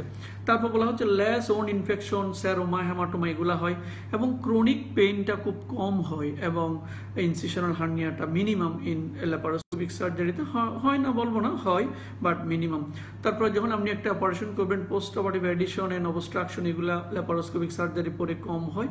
সবচেয়ে বড় সুবিধা হচ্ছে ম্যাগনিফিকেশন, যে আমি যখন একটা ল্যাপারোস্কোপিক সার্জারি করব, আমি আমার টেলিস্কোপ যত যন্ত্রের কাছে নিব তত বেশি বড় দেখা যাবে। যেমন অনেক সময় এখানে একটা কনসেপশন আছে যে 5 টাইমস ম্যাগনিফাইড, 10 টাইমস ম্যাগনিফাইড, আসলে সেটা ফিক্সড কথা নয়। ফিক্সড কথা হচ্ছে আপনি আপনার টেলিস্কোপ যত অর্গানের কাছে নিবেন তত এটা বড় দেখা যাবে, সেটা হলো ইম্পর্টেন্ট। এবং অবশ্যই মোস্ট ইম্পর্টেন্ট বিষয় হচ্ছে কসমেসিস। আমরা কসমেটিক পারপাসে ল্যাপারোস্কোপি করছি। একটু কেউ বলবেন যে দেখা যাচ্ছে কিনা বা শোনা যাচ্ছে কিনা। আর ডিসঅ্যাডভান্টেজ তো অবশ্যই আছে, প্রত্যেকটা জিনিসেরও ডিসঅ্যাডভান্টেজ আছে। একটা হচ্ছে যে আমি অন্য একটা করে ফেলতে পারি, সাপোজ আমি গোলে করতে গেলাম কোলেসিস্টেক্টমি, মেবি সিভিডি ইনজুরি হয়ে গেল, এটা হতে পারে, সেটা একটা ড্রব্যাক। আরটা হচ্ছে যে ইনক্রিজড অপারেশন টাইম, এটা আমি আগেই বলছিলাম, ইট ডিপেন্ডস আপন দ্য এক্সপার্টিস। যে যারা খুব এক্সপার্ট ওরা দেখবেন যে laparoscopic operation do much earlier then that of the open surgery, কারণ ওপেন সার্জারিতে যে ইনসিশন দিয়ে ওপেন করে আবার ক্লোজ করার যে বিষয়টা, সেটা কিন্তু ল্যাপারোস্কোপিক সার্জারি অত সময় লাগে না। আচ্ছা, ছোট্ট একটু হিস্ট্রি কিন্তু বলতে হবে, না বললে এটা অসম্পূর্ণ থেকে যাবে। আমি আগেই বলেছিলাম যে 1901 সালে এর হিস্ট্রিটা শুরু হয়েছে, কেলিং যখন ফার্স্ট ল্যাপারোস্কোপি করেছিল র্যাটের উপর। এরপরে অনেক ইতিহাস আপনারা আজ জানেন, ভেরেস নিডেল আবিষ্কার হয়েছিল, আমি দেখাবো সেই ছবিটা 1938 সালে। তারপর 1960 সালে লেন্স বা রড সিস্টেম, যেটা ফাইবার অপটিক, এগুলো আসলো। এবং 1987 সালে ফিলিপ মোরেট নামে এক ভদ্রলোক, উনি হচ্ছে ফ্রান্সের ভদ্রলোক, প্রথম ল্যাপারোস্কোপিক কোলেসিস। এটা একটু সবাইকে জানতে হবে। যে কোনো একটা ল্যাপারোস্কোপি কনফারেন্স আপনি যখন যাবেন ওনার নামটা আসবে।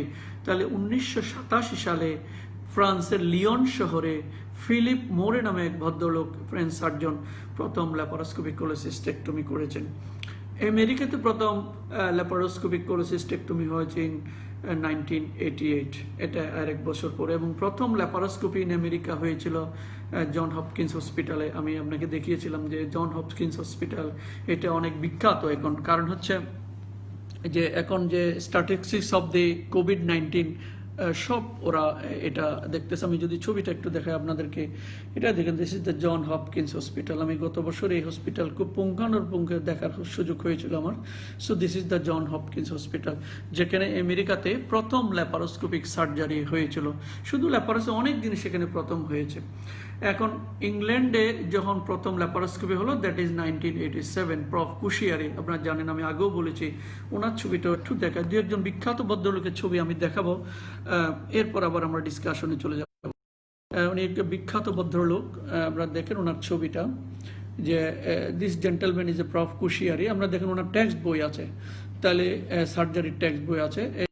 ইন 2018 ইয়োকোহামা জাপান যে একটা international conference, and this was in 2018, 10 বছর পরে ইন। এবং আপনারা জানেন গত বছর উনি আমাদের দেশেও আসছিল এবং এখানে অপারেশন, উনি অনেকগুলো একটা বড় কনফারেন্স করে গেছেন, একদিনের একটা ওয়ার্কশপ করে গেছেন এবং আরও কিছু কর্মকাণ্ডে অংশ নিয়েছেন। এবং কেন আমি ওনার ছবিটা দেখালাম, this person is so dedicated for the laparoscopic invention. এখন ওনার আন্ডারে আপনারা জানেন যে 30 জন বায়োমেডিক্যাল ইঞ্জিনিয়ার কাজ করছেন, বিশাল এক কর্মযোগ্য। আমরা জানেন ইংল্যান্ডের 64 বছরের পরে কাউকে অপারেশন করতে অ্যালাউ করা হয় না, উনি এখন আর অপারেশন করেন না, বাট রিসার্চ করছেন। এবং লেটেস্ট রিসার্চটা হচ্ছে ওনার যে সার্জিক্যাল স্কাল্পচার, অর্থাৎ আমরা যে 4 ঘন্টা 5 ঘন্টা অপারেশন করতে গিয়া যে আমাদের ফিজিক্যাল এক্সারশন যে হচ্ছে, তাহলে সে দাঁড়িয়ে থাকছে, ঘাড় ব্যথা করছে, হাত ব্যথা করছে, তাহলে সেটা তাকে কিভাবে আমাদেরকে কমফোর্ট দেওয়া যায়, যে এটা স্কাল্পচার আবিষ্কার করছেন, যাতে আমরা ওটার উপর বসে শুয়ে বসে কাত হয়ে আমাদের কমফোর্ট অনুযায়ী আমরা অপারেশন করতে পারি। এটা হলো ইন্টারন্যাশনাল একটা history. What about the Bangladesh history in laparoscopy? আপনারা জানেন, আমি জানি না জানেন কিনা, যে 20 ডিসেম্বর ইন 1991 প্রথম ল্যাপারোস্কোপিক কোলোসিস্টেক্টমি বাংলাদেশে হয়েছিল, আমি যদি ভুল না করে থাকি, এবং ইট ওয়াজ ইন বারডেম। এবং I am very much lucky that আমরা বারডেমে কাজ করেছি 5 বছর। এবং যে এটা একটা ইন্টারন্যাশনাল কনফারেন্স হয়েছিল, কনফারেন্সে প্রথম ল্যাপারোস্কোপিক কোলোসিস্টেক্টমি বাংলাদেশে হয়েছিল 20 ডিসেম্বর 1991। এবং সে পেশেন্টের নাম ছিল যে সারওয়াত খানম, 24 বছরের একজন ভদ্র মহিলা। এবং যিনি অপারেশন করেছিলেন উনি জাপানি ভদ্রলোক ডক্টর হাশিমোতো ডাইজু। তো আমি যদি ওই ছবিটা আমি জোগাড় করেছি, আমি যদি একটু দেখাই সেই ঐতিহাসিক ছবিটা, এই হলো সেই ছবি, এই হলো বারডেম হসপিটাল, আপনারা জানেন। তাহলে 20 ডিসেম্বর 1991-এ বাংলাদেশে প্রথম ল্যাপারোস্কোপিক কোলোসিস্টেক্টমি হয়েছিল after an international conference, and the surgeon was mister Hashimoto Daiju. তাহলে উনি কিভাবে আসলেন আমাদের দেশে? আমরা জানেন প্রফেসর সর্দার নায়েম, যিনি বাংলাদেশের এখন ল্যাপারোস্কোপি সার্জন সোসাইটির প্রেসিডেন্ট, উনি জাপানে পিএইচডি করতে গিয়েছিলেন। ওনার সর্বক্ষণিক এবং সর্বত সহযোগিতায় হাশিমোতো সাহেব বাংলাদেশে আসছিলেন, তখন থেকেই বাংলাদেশে ল্যাপারোস্কোপির শুরু। সুতরাং আমরা ওনার প্রতি কৃতজ্ঞ। এরপরে অনেক ছবি আমি আসলে দেখাবো না, এটা অনেক সময় চলে যাবে। অনেক বিখ্যাত ব্যক্তিদের ছবি আছে। ইন্ডিয়াতে কিভাবে শুরু হলো? ইন্ডিয়াতে প্রথম শুরু হলো প্রফেসর উদওয়াদিয়া, আপনার নাম শুনেছেন, উদওয়াদিয়া। উনি হলো ইভেন যে প্রফ কুশিয়ারের প্রায় কন্টেম্পোরারি। ওনার মাধ্যমে প্রথম ইন্ডিয়াতে ল্যাপারোস্কোপিক সার্জারি শুরু হয় এবং সেজন্য ওনাকে পদ্মভূষণ পুরস্কার দেওয়া হয়েছে। যদি ছবিটা একটু দেখেন, আপনারা দেখেন যে এই হলো প্রফ উদওয়াদিয়া, এটা ভেরি রিনাউন্ড ল্যাপারোস্কোপিক সার্জন। এরপরে অনেক ইতিহাস আছে, আমি তো কিছু বলবো না, তবে আরেকজনের ছবিটা না দেখালেই নয়, যিনি এখন সবার রোল মডেল, আমাদের আইকন, যে ইনি হচ্ছেন প্রফ পালানি ভেলু। হি ইজ ফ্রম কোয়েম্বাটুর, যে ইন্ডিয়ার দক্ষিণের একটা শহর, ছোট্ট একটা শহর কোয়েম্বাটুর। এবং সে এত বিখ্যাত, ওয়ার্ল্ড রিনাউন্ড, যে did more than 500 laparoscopic Whipple's operation, যে প্রফ যে পালানি ভেলু। এবং ইনি is a very good mentor. সে অনেকগুলা এখন ট্রেন শুরু করেছে এবং অনেকগুলা সার্জন উনি তৈরি করেছেন, ল্যাপারোস্কোপিক সার্জন। শুধু আরেকটা ছবি দেখাবো আমি, তারপর আবার পড়াশোনায় চলে যাব। এটাও দেখেন আপনি, এই ভদ্রলোককে আপনারা দেখেছেন কিনা আমি জানি না, এটা হচ্ছে Strasbourg. This gentleman is a স্ট্রসবার্গ।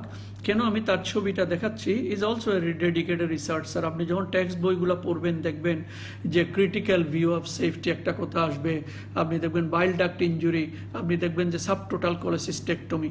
তাহলে এই যে জেন্টলম্যানকে দেখতেছেন স্ট্রসবার্গ, হচ্ছে ওয়াশিংটন স্টেট ইউনিভার্সিটির প্রফেসর অফ সার্জারি বর্তমানে। এটা সিয়াটলে, আপনারা জানেন আমেরিকার সিয়াটল শহরে। এটা 2 বছর আগের ছবি, যে যখন ওখানে আমরা কনফারেন্সে গিয়েছিলাম। তাহলে এই যে ক্রিটিক্যাল ভিউ অফ সেফটি, আমরা যে সেফটি ল্যাব কল করছি এনার বদৌলতে, নাম্বার 1। নাম্বার 2, আমরা যে কমন বাইল ডাক্ট ইঞ্জুরির ক্লাসিফিকেশন করছি, যে স্ট্রসবার্গ ক্লাসিফিকেশন, উনি সেটা আমাদেরকে দিয়েছেন। আমরা যখন ল্যাপারোস্কোপিক কোলোসিস্টেক্টমি ডিফিকাল্ট হচ্ছে, আমরা বলছি যে subtotal cholecystectomy. He is the inventor of that terminology. সুতরাং এই যে আমি কয়েকটা ছবি দেখালাম, আর অন্য ছবি দেখাবো না।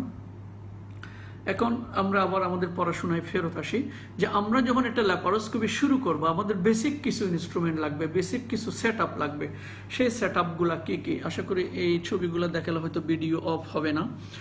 প্রথম লাগবে আমাদের একটা মনিটর, আমি সেই ছবি দেখাবো। মনিটর লাগবে যেটাতে আমরা দেখব, মনিটরকে বলা হয় যে surgeons I of the surgeon. সুতরাং ভেরি গুড কোয়ালিটি একটা মনিটর আমার লাগবে। আমার লাগবে সিসিডি অর সিসিইউ। সিসিডি মানে ক্যামেরা কন্ট্রোলিং ডিভাইস। আমি প্রত্যেকটা আলাদা আলাদা করে দেখাবো, সবাই শেষ পর্যন্ত থাকবে। Camera controlling unit, camera controlling unit CCU, not coronary care unit. Then একটা অ্যাপ্রোপ্রিয়েট লাইট সোর্স লাগবে আবার, সেটা আমি দেখো বিভিন্ন ধরনের লাইট সোর্স আমাদের কাছে আছে অ্যাভেলেবল। নাম্বার 4 হচ্ছে আমরা। নাম্বার 5 হচ্ছে আমাদের এনার্জি ডিভাইস লাগবে, অনেকগুলো এনার্জি ডিভাইস আমাদের কাছে আছে। কমনলি আমরা যেটা ইউজ করি ডায়াথার্মি, সেটা আমার লাগবে। এবং অবশ্যই একটা রেকর্ডার লাগবে। কেন রেকর্ডার লাগবে? Video recorder. কারণ দেখে বেশি শিখতে পারবেন, শিখার অনেকগুলো বুদ্ধি আছে।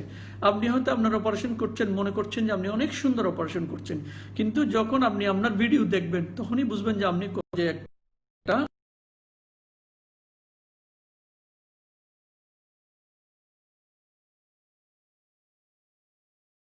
সেট আপ, এই যন্ত্রপাতিগুলো আমাদের লাগবে।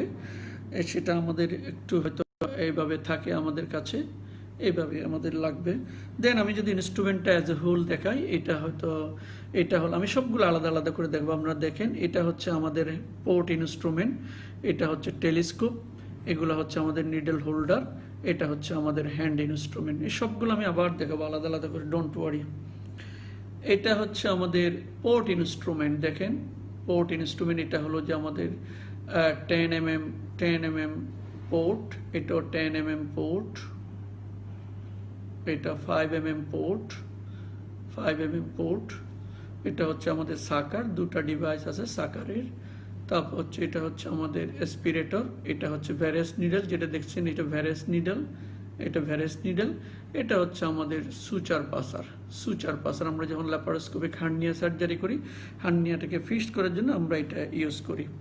এখন পোর্টগুলো বিভিন্ন ধরনের আছে, এটা আরেক ধরনের পোর্ট। আমি যার সবগুলো দেখাচ্ছি যেন আপনাদের একটু আইডিয়া হয়। এগুলো অনেক সময় যে অলিম্পাসের পোর্টগুলো এরকম হয়। নেক্সট হচ্ছে যে অপটিক্যাল পোর্ট আছে, ডিসপোজেবল পোর্ট আছে। This are all the port system. বাইরে গেলে দেখবেন যে ওরা কেন এত খরচ ওদের বেশি, ওরা ল্যাপারোস্কোপি পোর্ট ইউজ করে এটাকে ডিসপোজ করে ফেলতেছে, ওরা এটাকে ডিসকার্ড করতেছে। তাহলে আমরা হয়তো সেটা পারি না, বাট আমরা ইউজ করি কোনটা? আমরা ইউজ করি হচ্ছে যে এটা মেটালিক রিইউজেবল পোর্ট, এটা হচ্ছে আমরা যেটা ইউজ করি স্টর্চ কোম্পানির, সেটা আমরা ইউজ আগেও একবার দেখিয়েছিলাম। এটা হচ্ছে 10 mm পোর্ট, আপনারা দেখেন 10 mm পোর্ট।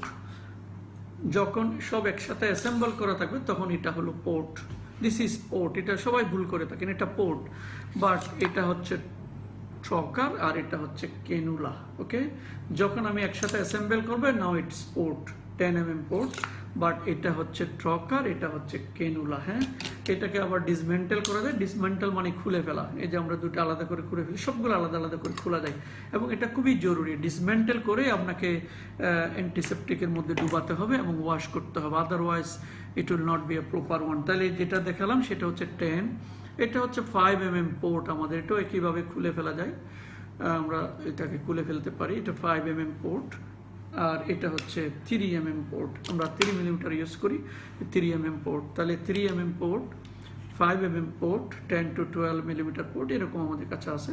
সেগুলো ক্লেপ করি, বাট আমরা সাধারণত অটো ক্লেপ করি না, আমরা অনেক সময় সাইড এক্সে জোতাই।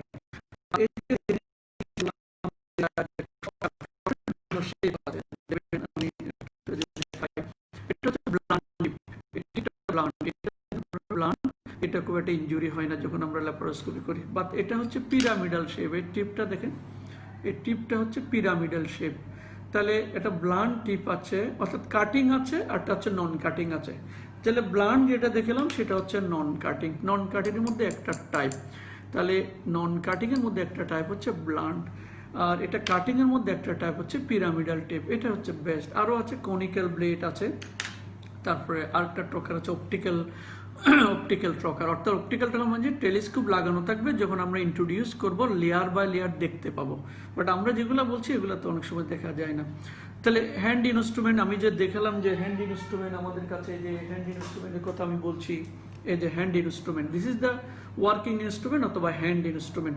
এর সম্পর্কে আমাদের কিছু পড়ালেখা জানতে হবে। আমি সবাইকে ধৈর্য ধরে শোনার জন্য বলবো। এই যে ইনস্ট্রুমেন্টটা আমি দেখাচ্ছি, এই ইনস্ট্রুমেন্টটা হচ্ছে এটা আসলে একটা মেরিল্যান্ড ফোর্স। আপনি দেখেন টিপটা একটু বাঁকা, এই যে এটা খোলা যায়, বাঁকানো যায়। তাহলে এখন এই যে মেরিল্যান্ড ফোর্সের বা এই যে ইনস্ট্রুমেন্ট, এটা লেংথ হচ্ছে, এটা বিভিন্ন লেংথের পাওয়া যায়। আমি লেংথগুলো একটু বলি, 18 to 45 সেন্টিমিটার লেংথের আছে। বাট আমরা যখন অ্যাডাল্ট সার্জারি করছি, আমাদের অ্যাডাল্টের লেংথ হলো যে 36 সেন্টিমিটার ফর দি অ্যাডাল্ট, এবং লেংথ জানাটা খুবই জরুরি। আমি যখন আর্গোনমিক্স বলবো তখন আপনারা বুঝতে পারবেন যে why it is so important. আমাদের গাইনোকোলজিস্ট কলিগরা যখন হিস্টেরোস্কোপি করে, তখন ওদের ইনস্ট্রুমেন্টগুলোর সাথে তো লেস দেন 28 সেন্টিমিটার হয়। আমাদের পেডিয়াট্রিক সার্জনের ভাইয়েরা যখন করে, ওদের ইনস্ট্রুমেন্টগুলো 28 সেন্টিমিটার হয়। বাট যখন ওবেসিটি সার্জারি করা হয়, সেক্ষেত্রে ইনস্ট্রুমেন্ট অনেক লম্বা লাগে, 45 সেন্টিমিটার পর্যন্ত লাগে। তাহলে আমরা যে ইনস্ট্রুমেন্ট কনভেনশনাল ইউজ করি সেগুলোর লেংথ হলো 36 সেন্টিমিটার। তাহলে আর কি লেংথের পাওয়া যায়? Less than 28 centimetre for the hysteroscopy, 28 centimetre for the pediatric surgery, 36 centimeter for the adult surgery, normal adult, এবং 45 centimeter for the obesity surgery. These are the length of the instrument, hand instrument. এটা খুবই জরুরি। এবং এর ডায়ামিটারগুলো বিভিন্নভাবে হতে পারে। আমরা যেটা বলছিলাম যে ডায়ামিটার 1.8 মিলিমিটার থেকে 12 মিলিমিটার পর্যন্ত হতে পারে।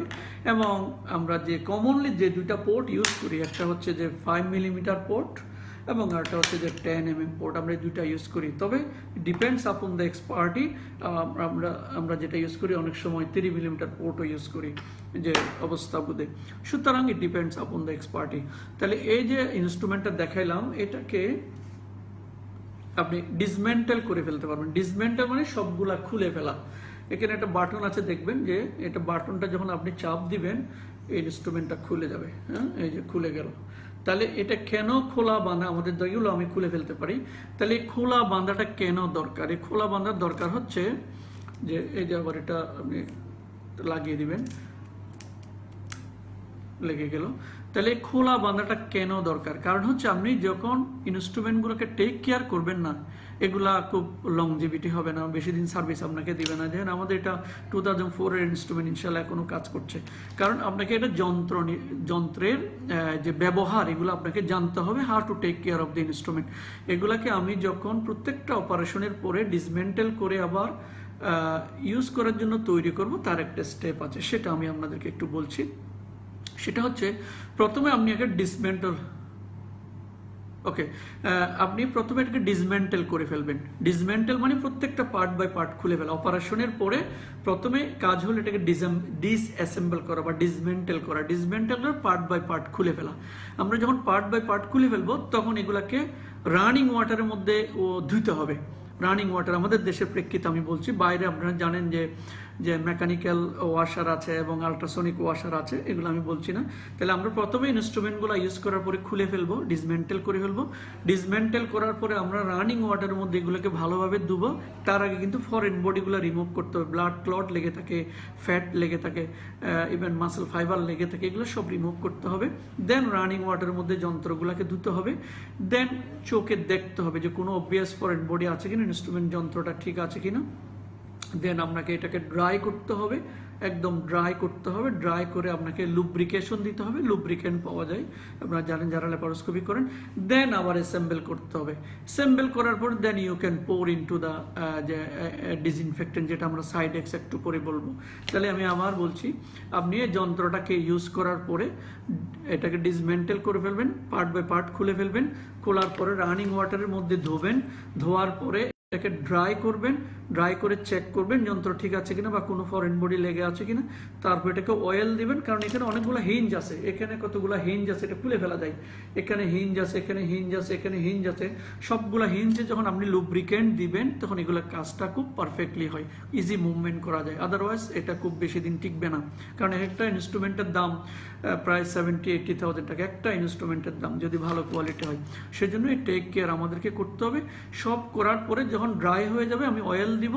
অয়েল দেওয়ার পরে আমি এগুলাকে what is call the side এক্সে ডুবানোর জন্য রেডি করব, দেন আবার অ্যাসেম্বল করে আমরা এটাকে ইউজ করব। That's how you can take care of your instrument. Another question হচ্ছে যে আপনি যে ল্যাপারোস্কোপিক ইনস্ট্রুমেন্টগুলো আমি বললাম এটাকে স্টেরিলাইজ করা হয় কিভাবে। আমি বলেছি কিছু যন্ত্রপাতি আছে অটোক্লেভেবল, আমরা অটোক্লেভ করতে পারি, সেই সমস্ত যন্ত্রপাতি এখন আমাদের দেশে চলে আসছে, আমরা এটা চাইলে অটোক্লেভ করতে পারি, কোনো প্রবলেম নাই।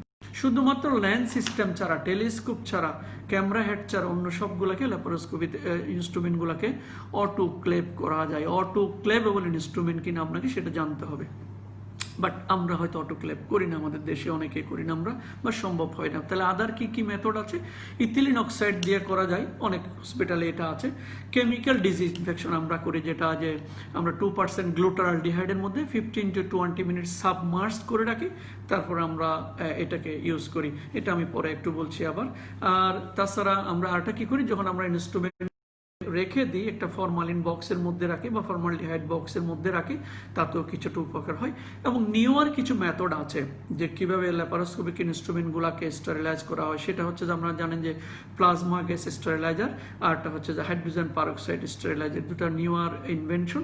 এখন ম্যাক্সিমাম ক্ষেত্রে যেটা করা হয় অটোক্লেভ করা হয়। স্টেরিলাইজেশন আর একটা আছে, ইথিলিন অক্সাইড দিয়ে করা যেতে পারে। বাট আমরা আমাদের দেশে যেটা করি, স্যারদের খুব প্রিয় প্রশ্ন, আমরা কিভাবে এটাকে স্টেরিলাইজ করি। যদিও ট্রু স্টেরিলাইজেশন হয় না, এটা সেটা ডিসইনফেকশন হয়, হাই ডিসইনফেকশন। সেটা হচ্ছে আমরা 2% গ্লুটারালডিহাইডের মধ্যে 15 to 20 মিনিট সাবমার্জড করে রাখি, ডুবিয়ে রাখি। সেটা হচ্ছে আমাদের যে so called sterilization or the high level disinfection. সেই আমরা কিভাবে করি, ফরমালিন চেম্বার আমি আর ছবি দেখাচ্ছি না, তো একটু দেখেন যদি কারো লাভ হয়। So this is the formalin tablet. এই যে ফরমালিন চেম্বার, এগুলো আমাদের কাছেও আছে। আমরা চেম্বারের মধ্যে যন্ত্রগুলো রাখি, ইনস্ট্রুমেন্টগুলো রাখি, ক্লোজ ক্যাভিটির মতো একটা, এর মধ্যে আমরা ফরমালিন ট্যাবলেট দিয়ে রাখি, তাতেও অনেক কাজ হয়। এটা হচ্ছে আমাদের ইনস্ট্রুমেন্ট ট্রেতে আপনারা দেখেন যে যখন একটা ফাস্ট ফুডের দোকানে যাবেন, যে কেএফসি বা এমএফসিতে যাবেন, দেখবেন যে ওরা যখন জিনিসগুলোকে ফ্রাই করে, দুটা লেয়ার থাকে, একটা অরিজিনালি কন্টেইনার যেখানে তেলটা থাকে গরম তেল, এর উপরে একটা নেটের একটা কন্টেইনার থাকে যেখানে চিকেন বা অন্যান্য জিনিসগুলোকে দেয়। সুতরাং যখন ওদের ভাজা শেষ হয়ে যায়, উপরের ট্রেটাকে উপরে তুলে তেলগুলো নিচে পড়ে যায়। তাহলে আমাদের ল্যাপারোস্কোপিক যে জারটা আছে সেটা এরকম হলে ভালো, বাট আমাদের অনেক সময় লোকাল মেড এরকম আমরা বানিয়ে থাকি, এখানেও দুটা দেওয়া যেতে পারে, আমরা ইজিলি এটা করে ফেলতে পারি। সাথে আমার সাইড হবে না। সো এই যে সাইড এক্সের কথা যে আমরা বললাম, এটা পরীক্ষায় যখন আমরা জিজ্ঞেস করি যে how can you sterilize the laparoscopic instrument, স্টুডেন্টরা সাইড এক্স বলে গেলে।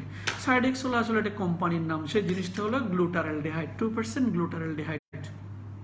এটা একটা সলিউশন আছে, তার মধ্যে পাউডারগুলো আমরা দিই, একটু ইয়েলোইশ কালার হয় আপনারা জানেন, এবং সেটার পার্সেন্টেজ হচ্ছে 2%। কতক্ষণ রাখবো আমি একটু আগেও বলেছি, 15 to 20 মিনিটস। এখন এটা কতদিন ইউজ করা যাবে, দ্যাট ইজ ভেরি ইম্পর্টেন্ট। বলা হচ্ছে একটা সাইড এক্স গুলানোর পরে সেটা হয় 15টা কেস করবেন, অথবা 15 দিন আপনি রাখবেন, যেটা আর্লিয়ার।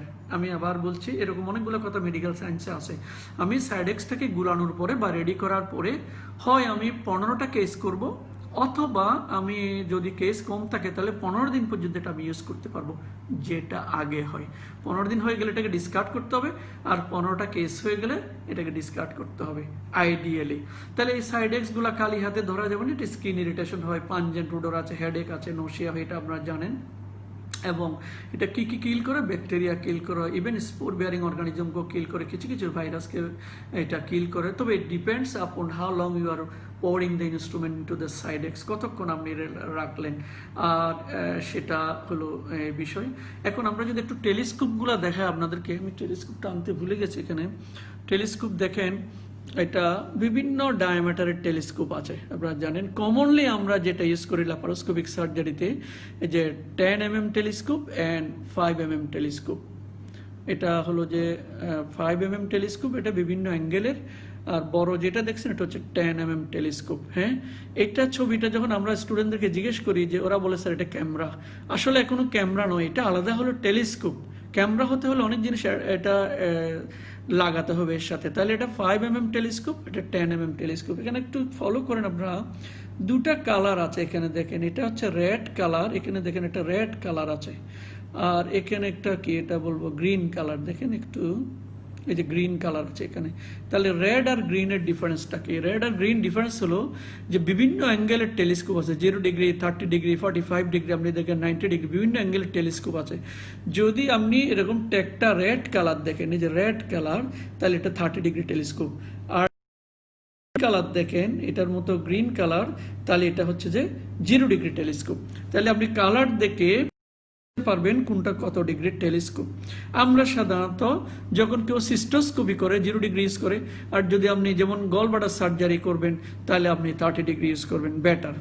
এখন যেটা দেখাচ্ছে এটা হচ্ছে different types of camera head. এটাও ক্যামেরা নয়, এটা হচ্ছে ক্যামেরা হেড। এটা 2D ক্যামেরা হেড, কমনলি এতদিন থেকে যেটা ইউজ হয়ে আসছে। এটা হচ্ছে একটা HD high definition camera head. আর এটা যেটা এখন দেখছেন এটা হচ্ছে যে লেটেস্ট 3D 4K অথবা এইচডি যেগুলো আছে সেগুলোর ক্যামেরা হেড। এখন এই যে ক্যামেরা হেডগুলো দেখছেন, এইটাই হলো আপনার এখন ক্যামেরা। এটা হলো ক্যামেরা কন্ট্রোলিং ইউনিট। এটা ক্যামেরা কন্ট্রোলিং ইউনিট, এর সাথে ক্যামেরা কর্ডটা লাগানো হয়েছে, এখানে ক্যামেরা হেড, আর এটা হচ্ছে যে টেলিস্কোপ। যখন সবগুলো অ্যাসেম্বল করা হবে ক্যামেরা কন্ট্রোলিং ইউনিটের সাথে ক্যামেরা হেড টেলিস্কোপ লাগানো হবে, তখনই কিন্তু জিনিসটা দেখা যাবে, এর আগে দেখা যাবে না। সেটাকে আমরা বলবো যে ক্যামেরা, বাট এর আগে ক্যামেরা বলা যাবে না। তাহলে দিস ইজ দ্য ক্যামেরা। আমি আবার বলছি, আলাদা আলাদা একটা টেলিস্কোপ, একটা ক্যামেরা হেড, এটা ক্যামেরা কন্ট্রোলিং ইউনিট। যখন তিনটা আমরা একসাথে লাগাবো তখন সেটাকে আমরা বলবো যে, আগে প্রত্যেকটা আলাদা আলাদা নামে বলতে হবে। এখন এই যে ক্যামেরা আমরা যেটা কমনলি ইউজ করি, আপনারা জানেন এগুলো অনেক মডিফিকেশন হচ্ছে। একটা বেসিক কথা হচ্ছে যে বলছে আপনি যখন ল্যাপারোস্কোপিক যন্ত্রপাতি কিনবেন আপনি খরচটা করবেন ক্যামেরার পিছনে। যত ভালো ক্যামেরা আপনি কিনবেন তত ভালো বেনিফিট আপনি পাবেন। এখন একটা কথা বলে রাখি, আপনি যখন ভালো ক্যামেরা আমি বলছি কিনে ফেলেন, কিন্তু তার সাথে অ্যাডাপ্টেবল মনিটর লাগবে, তার সাথে অ্যাডাপ্টেবল লাইট সোর্স লাগবে, ইনসাফলেটর লাগবে। শুধু ভালো ক্যামেরা কিনলেন বা লাইট সোর্স অন্য একটা কিনলেন, এটা কিন্তু হবে না। সুতরাং কেনার সময় এটা সতর্ক থাকতে হবে বা ইউজ করার সময়। আমরা নর্মালি যেগুলো 3 শিপস ক্যামেরা আপনারা জানেন, রেড, গ্রিন, ব্লু, 3টা প্রাইমারি কালার, এবং ক্যামেরার কোয়ালিটি আপনারা হচ্ছে এটা ভালোই জানেন যারা সবাই যেতে স্মার্টফোন ইউজ করেন, পিক্সেলের উপর নির্ভর করবে। যত বেশি পিক্সেল তার রেজলিউশন তত ভালো। জানেন এটা, আমি ওগুলো ডিটেলস বলছি না। হাইট অ্যান্ড ব্রেডথের উপর নির্ভর করবে, দুটাকে মাল্টিপ্লাই করে পিক্সেল যার যত বেশি সেটা তার তত ভালো ক্যামেরা। এখন জানেন আপনারা আমাদের দেশে 4K আসছে, এবং আমি কোরিয়াতে 5K দেখে আসছি। ভেরি বিউটিফুল ম্যাগনিফিকেশন, একদম মনে হচ্ছে যেন লাইভ। সুতরাং এই হলো যে টেলিস্কোপ এন্ড ক্যামেরা হেড। তারপর আরেকটা বিষয় হচ্ছে মনিটর। আমরা যেটার উপর দেখব, যে স্ক্রিন যেটা তার উপর দেখবো সেটা হচ্ছে মনিটর। মনিটরকে বলা হচ্ছে আই অফ দি সার্জন। আমি আবার বলছি, মনিটরটা বিভিন্ন মেজারমেন্টের আছে, 14 ইঞ্চি, 21 ইঞ্চি, 42 ইঞ্চি। আমরা জানি এটা টিভি, তাহলে অরিজিনাল ল্যাপারোস্কোপিক মনিটর আছে, বাট আমাদের দেশে আমরা এটা টেলিভিশন দিয়ে চালিয়ে দিই ফর দি কনভেনিয়েন্স। এবং এই মনিটরটা দু ধরনের আছে, একটা সিলিং মাউন্টেড, যেমন এই যে আমাদের সিলিং ফ্যানের মতো উপর থেকে ঝুলিয়ে রাখা যায়, আর একটা হচ্ছে টেবলের উপর রাখা যায়। বুঝতেই পারছেন যে খরচের অনেক তারতম্য। আমরা যদি আমাদের টেবলের উপর যে মনিটরটা রাখি তাহলে ইট ইস নট সুইটেবল, বিকজ এটাকে উপরে নিচে করা যাবে না, ভেরি ডিফিকাল্ট। তবে যদি আমি সিলিং মাউন্টেড করি তাহলে what ever the height of the surgeon, আমি যখন আর্গোনমিক্স বলবো শেষের দিকে তখন এটা আরও বলবো, তাহলে তখন এটা উপরে নিচে করা যাবে according to the level of the surgeon সেটা। তাহলে মনিটরটা খুব ভালো হতে হবে, because it is the I of the surgeon, এবং সিলিং মাউন্টেড মনিটর হলে সবচেয়ে ভালো হয়। তারপর একটা জিনিস আমরা বলছিলাম যে লাইট সোর্স। লাইট সোর্সগুলো বিভিন্ন ধরনের আছে। আমরা জানেন halide light source, halogen light source, xenon light source এবং এলইডি লাইট সোর্স। 4টা লাইট সোর্স আছে। এই ছবিগুলো যদি আমি একটু দেখাই, দেখেন। So this are the different types of light source. এটা হচ্ছে হ্যালাইড, এটা হ্যালোজেন, এটা হচ্ছে জেনন, এটা হচ্ছে এলইডি। তাহলে আপনি আপনার অ্যাপ্রোপ্রিয়েট লাইট সোর্সটাকে নিতে হবে। এটা হচ্ছে লাইট কেবল, এটা অনেক সময় অস্পিতে দেওয়া হয়। এগুলো দু ধরনের লাইট কেবল আছে, এটা হচ্ছে অপেক, এটা হচ্ছে ট্রান্সপারেন্ট, এটা লিকুইড। কারণ এটা যদি লিক করে তাহলে এটা নষ্ট হয়ে যায়, তাহলে এটা বেটার। তাহলে এটা হলো লাইট সোর্স এবং লাইট কেবল। আর লাইট সোর্স জানেন, আমি এটা বলছি যে অত আমরা ডিটেলস বলবো না, ফাইবার অপটিক। একটা জিনিস আছে এখানে হোয়াইট ব্যালেন্স, সেটা একটু খুব কমপ্লিকেটেড জিনিস। আপনারা দেখবেন যে কোনো একটা ল্যাপারোস্কোপি শুরু করার আগে আমরা একটা হোয়াইট ব্যালেন্স করে নিই। নাম থেকে বুঝতেছেন যে হোয়াইটটাকে আমি ব্যালেন্স করলাম, অর্থাৎ আমি আমার টেলিস্কোপ বা ক্যামেরা দিয়ে দেখবো যে হোয়াইট কালারটা হোয়াইট দেখা যাচ্ছে কিনা, সেটাকে আমি ব্যালেন্স করবো। কারণ আমার অনেকগুলো কালার আছে পেটের ভিতরে, রেড, গ্রিন, ব্লু, অনেকগুলো আমি জিনিস দেখবো, অনেক কালারের। তাহলে আমি যদি হোয়াইট কালারটাকে ব্যালেন্স করে নিই, তাহলে আমি টেলিস্কোপ যখন পেটের ভিতরে ঢোকাবো যে কোনো কালার অ্যাকর্ডিংলি ওইরকমই দেখা যাবে। আমি আবার বলছি, হোয়াইট ব্যালেন্স ভেরি কমপ্লিকেটেড একটা জিনিস, আমিও ভালো বুঝি না, তবে আমি যতটুকু বুঝি সেটা হচ্ছে যে আমি টেলিস্কোপটা অ্যাবডোমেনে ঢুকানোর আগে হোয়াইট কালারটাকে ব্যালেন্স করে নেব একটা হোয়াইট অবজেক্টের মাধ্যমে। তাহলে হোয়াইট অবজেক্ট যদি আমি ব্যালেন্স করি, তাহলে আমার হোয়াইটকে হোয়াইট দেখা যাবে। যদি আমার হোয়াইটকে হোয়াইট দেখা যায়, তাহলে পেটের ভিতরেও আমি যখন ল্যাপারোস্কোপ ঢুকাবো যে কোনো কালারের অবজেক্ট একই কালার দেখা যাবে, লালকে লালই দেখা যাবে। That is called the white balance. আরেকটা ভেরি ইম্পর্টেন্ট জিনিস হচ্ছে insufflator, that is very important. আমি এটা একটা ছবি দেখাই আপনাদেরকে। ইনসাফলেটরটা হলো যে এরকম, এখানে হচ্ছে যে দেখেন এই যে ইনসাফলেটেড স্টর্চ কোম্পানির, আমি এটা ইউজ করি, আমি এটার সাথে ওরিয়েন্টেড। যে এখানে দেখেন একটা দাগ কাটা আছে, একটা একটা খালি সিলিন্ডার, এখানে একটা ভরা সিলিন্ডার এখানে আছে। তাহলে এখানে এই যে দাগটা দেখতেছেন, এই মার্কিংগুলো দেখতেছেন, এটা ইন্ডিকেট করে যে amount of gas in your cylinder, সিলিন্ডারে কতটুকু গ্যাস আছে সেটা। এটা দেখতেছেন, এখানে দেখেন দুটো মার্কিং আছে, এখানে হচ্ছে একটা দুটা গ্রিন দেখা যাচ্ছে, একটা হচ্ছে আপনার অ্যাকচুয়াল প্রেশার, একটা হচ্ছে পেশেন্ট প্রেশার। একটা অ্যাকচুয়াল প্রেশার, একটা পেশেন্ট প্রেশার। আমরা সাধারণত অ্যাবডোমেন যখন সার্জারি করি প্রেশারটাকে 12 to 15 মিলিমিটারের মধ্যে রাখি, অথবা 10 to 12 এর মধ্যে রাখি। তাহলে আমি 12টা ফিক্সড করলাম আমি অ্যাকচুয়াল প্রেশার, বাট পেশেন্টের প্রেশার উঠানামা করবে, পেটের ভিতরে উঠানামা করবে, এবং সে উঠানামাটা করবে কেন? This instrument is auto adjustable. Gas বেড়ে যাবে, ফ্লো বেড়ে যাবে, যখন পেটের প্রেশার আবার বেড়ে যাবে, ফ্লো কমে যাবে। সুতরাং ইনস্ট্রুমেন্ট ট্রাই করবে যে পেটের প্রেশার 12-র কাছাকাছি রাখার জন্য। তাহলে আমি এটাকে আগে থেকে 12তে ফিক্সড করে নেব, তারপর পেটের প্রেশার উঠানামা করে এটা 12-র কাছাকাছি থাকবে। এখানে দেখেন যে অ্যামাউন্ট অফ যে ফ্লো রেট, যে মিনিটে কতটুকু গ্যাস পেটের মধ্যে যাচ্ছে, আর এটা হচ্ছে total amount of gas used, যে আমি কয় লিটার গ্যাস ইউজ করলাম। আর নিচে যেটা দেখতেছি এটা হচ্ছে যে ফিল্টার, এটা হচ্ছে যে ফিল্টার, গ্যাসটা কার্বন ডাইঅক্সাইড গ্যাসটা ফিল্টার হয়ে যায়। তাহলে দেখেন এখানে আমি সিলিন্ডারে গ্যাস আছে কি নাই সেটা আমি বুঝতে পারবো, অ্যাবডোমেনের পেটের প্রেশার কীরকম সেটা আমি বুঝতে পারবো, মিনিটে কতটুকু গ্যাস যাচ্ছে সেটা আমি বুঝতে পারবো, এবং করলাম সেটা আমি বুঝতে পারবো। এই একটা ইনস্ট্রুমেন্ট থেকে কিন্তু অনেক ইনফরমেশন পাওয়া যায়, এবং শুধু তাই নয়, রিডিংগুলো দেখে আমরা বুঝতে পারি যে গ্যাসটা কোথায় যাচ্ছে, এটা কি সাবকিউটেনিয়াস স্পেসে যাচ্ছে না ইন্টেস্টাইনের ভিতরে যাচ্ছে। এবং বলা হচ্ছে যে 18 to 20 লিটার গ্যাসের মধ্যে আপনি চাইলে একটা কনভেনশনাল ল্যাপারোস্কোপি করে ফেলতে পারেন। হ্যাঁ, তাহলে এ হলো আমাদের যে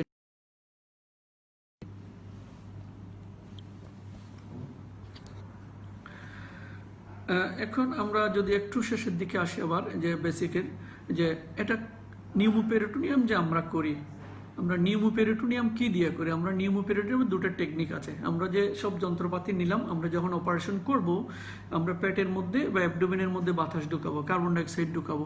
আমি দুটার মতো ডেটা করতে পারি, একটা হচ্ছে ওপেন নিউমোপেরিটোনিয়াম, একটা হচ্ছে যে ক্লোজ নিউমোপেরিটোনিয়াম। ওপেন বলতে আমি ইনসিশন দিয়ে ওপেন করে নিউমোপেরিটোনিয়ামটা করি, আরটা হচ্ছে যে ক্লোজ মেথড, আমি ভেরাস নিডেল দিয়ে করতে পারি। সো আমি বলেছিলাম যে 1938 সালে ভেরাস নিডেলটা আসছে, আমি দেখিয়েছি ছবি। তাহলে open pneumoperitoneum is safer than that of the close pneumoperitoneum. Open করাটা বেটার, আমি পার্সোনালি ওপেন নিউমোপেরিটোনিয়ামটা করি।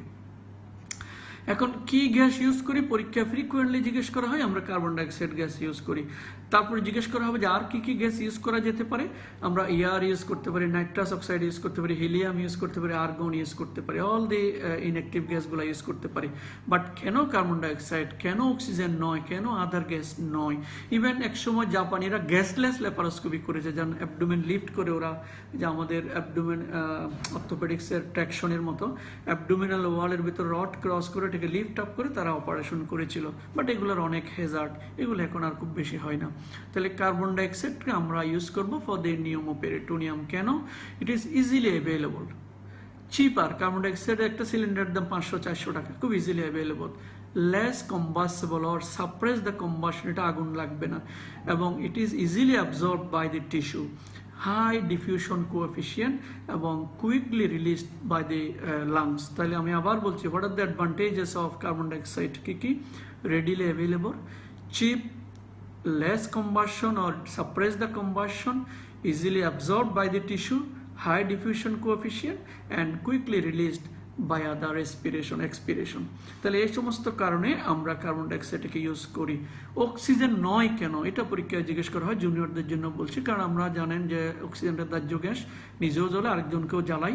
সুতরাং আমরা যখন পেটের মধ্যে ডায়াথার্ম ইউজ করব, তাহলে অক্সিজেন যদি ইউজ করি তাহলে সব টিস্যু পুড়ে যাবে, সার্জনও শেষ, পেশেন্টও শেষ। সুতরাং অক্সিজেন ইউজ করা যাবে না। সেজন্য আমি সিলিন্ডার কালারগুলো দেখিয়েছিলাম আপনাদেরকে, যে আমরা বলছিলাম যে অক্সিজেন সিলিন্ডারের কালার ব্ল্যাক, গলাটা সাদা আমাদের দেশে, আর কার্বন ডাইঅক্সাইড সিলিন্ডারটা হচ্ছে অ্যাশ কালার অথবা গ্রে কালার। তাইলে আমরা সিলিন্ডারের কালার দেখে বুঝতে পারবো কোনটা কি গ্যাস। আর জিজ্ঞেস করা হয় আর কি গ্যাস ইউজ করা যেতে পারে, air, nitrous oxide, helium and argon, এগুলো সব থিওরিটিক্যাল পারপাস। এখন আমি যে কার্বন ডাইঅক্সাইড ইউজ করতেছি তার ড্রব্যাক কি হতে পারে, এটার কমপ্লিকেশন কি হতে পারে বা ফিজিওলজিক্যাল চেঞ্জ কি হতে পারে। নর্মাল ফিজিওলজি কিছুটা চেঞ্জ হবে। একটা হচ্ছে কি, কার্বন ডাইঅক্সাইড যখন আমি দিব এটা হাইপার কেরবিয়া হবে, অ্যাসিডোসিস হবে, হাইপোক্সিয়া হতে পারে, এটা নাম্বার 1। তারপর আমি নিউমোপেরিটোনিয়াম যখন করব, আইভিসির উপর ইনফ্রাভেনাসের উপর প্রেশার দিবে, লেস ভেনাস রিটার্ন হবে, লেস কার্ডিয়াক আউটপুট হবে এবং ইনক্রিজ আর্টারিয়াল প্রেশার হতে পারে। আরেকটা জিনিস হচ্ছে, যদি আমি ডায়াফ্রামের উপর বেশি প্রেশার দিই তাহলে কার্ডিওপালমোনারি কম্প্রোমাইজ হবে। সেজন্য যাদের কার্ডিওপালমোনারি কম্প্রোমাইজ আছে তাদের relative contraindication of the laparoscopy. সবে আমরা এই জন্য পেটের প্রেশারটা বেশি বাড়াবো না, 10 to 12 মিলিমিটার মধ্যে রাখবো, সো দ্যাট আমরা এই যে ফিজিওলজিক্যাল অ্যাবনর্মালিটিগুলো বললাম সেগুলোকে আমরা অ্যাভয়েড করতে পারি। আমি একটা ছবি দেখাই, how you do the laparoscopic port. Just এভাবে আমরা, এটা একটা ল্যাপারোস্কোপ ভেরেস, আর এটা হচ্ছে যে ওপেন পোর্ট। আমি ছবিটা খুব কুইকলি সরাই ফেললাম কারণ ভিডিও অফ হয়ে যাবে ছবি দেখালে। আরেকটা হচ্ছে যে পোর্টগুলো আমরা করি, ভেরি ইম্পর্টেন্ট, যে নিউমোপেরিটোনিয়ামের জন্য যে পোর্ট করি, আমরা প্রথমে যে পোর্টটা করে পেটের মধ্যে কার্বন ডাইঅক্সাইড ঢুকাই সেটাকে বলা হচ্ছে যে প্রাইমারি পোর্ট। প্রাইমারি পোর্ট ঢুকানোর পরে আমরা টেলিস্কোপ ঢুকাই, তারপর আন্ডার ভিশন আমরা অন্যান্য পোর্টগুলো ঢুকাই। তাহলে প্রথম যে পোর্টটা দিয়ে আমি নিউমোপেরিটোনিয়াম করলাম সেটাকে বলা হচ্ছে যে প্রাইমারি পোর্ট। আমি আবার বলছি, যে পোর্টের মাধ্যমে আমি নিউমোপেরিটোনিয়াম করলাম সেটাকে বলা হচ্ছে প্রাইমারি পোর্ট। প্রাইমারি পোর্ট দিয়ে আমি টেলিস্কোপ ঢুকানোর পরে বা ক্যামেরা ঢুকানোর পরে অন্যান্য যে পোর্টগুলো আন্ডার ভিশন করবো সেগুলোকে বলা হচ্ছে সেকেন্ডারি পোর্ট। তাহলে যে প্রাইমারি পোর্ট আমরা কোথায় কোথায় করতে পারি, আমরা থ্রু আম্বিলিকাস করতে পারি, আম্বিলিকার সুপ্রা আম্বিলিকাল, ইনফ্রা আম্বিলিকাল লেভেলে করতে পারি। আরেকটা আছে যে আমাদের পামার্স পয়েন্ট, আমরা জানেন যে পামার্স পয়েন্ট দিয়ে করতে পারি, ইপিগ্যাস্ট্রিক রিজিও দিয়ে করতে পারি। কমনলি আমরা করি পেরিয়াম্বিলিকাল এরিয়া দিয়ে অথবা আমরা পামার্স পয়েন্ট। যে পামার্স পয়েন্টটা কি, যে লেফট মিড ক্লাভিকুলার লাইনে কোস্টাল মার্জিনের 2 সেন্টিমিটার নিচে যে এরিয়াটা আছে সেটা হচ্ছে যে খুব সেফ, এখানে ভাইটাল কোনো স্ট্রাকচার থাকে না, সেদিক দিয়ে আমরা করতে পারি। সো আমি যখন কোনো আম্বিলিকাল সার্জারি করবেন আপনি পামার্স পয়েন্টে দিয়ে নিউমোপেরিটোনিয়াম করবেন। আমাদের সিজারগুলো আছে, আমি সিজারগুলো একটু দেখাই, যে একটা সিজার আছে এখানে, যে সিজারের যে টিপটা, ওই যে টিপটা দেখছেন আপনি, এই যে টিপটা আমি একটা এনসি, এখানে টিপটা দেখেন একটু কার্ভ, আমাদের সিজারের টিপটা একটু কার্ভ, এই যে কার্ভ, এটি সিজারটা যে ওপেন হলো এটা কার্ভ। তাহলে একটা হুক সিজার আছে, হুক সিজার, এটা অনেক কাজে ইউজ করা যেতে পারে, খুব ইফেক্টিভ। আমরা যেটা দেখলাম এটা হচ্ছে ম্যাটেস বাম সিজার, আরটা হচ্ছে যে স্ট্রেট সিজার।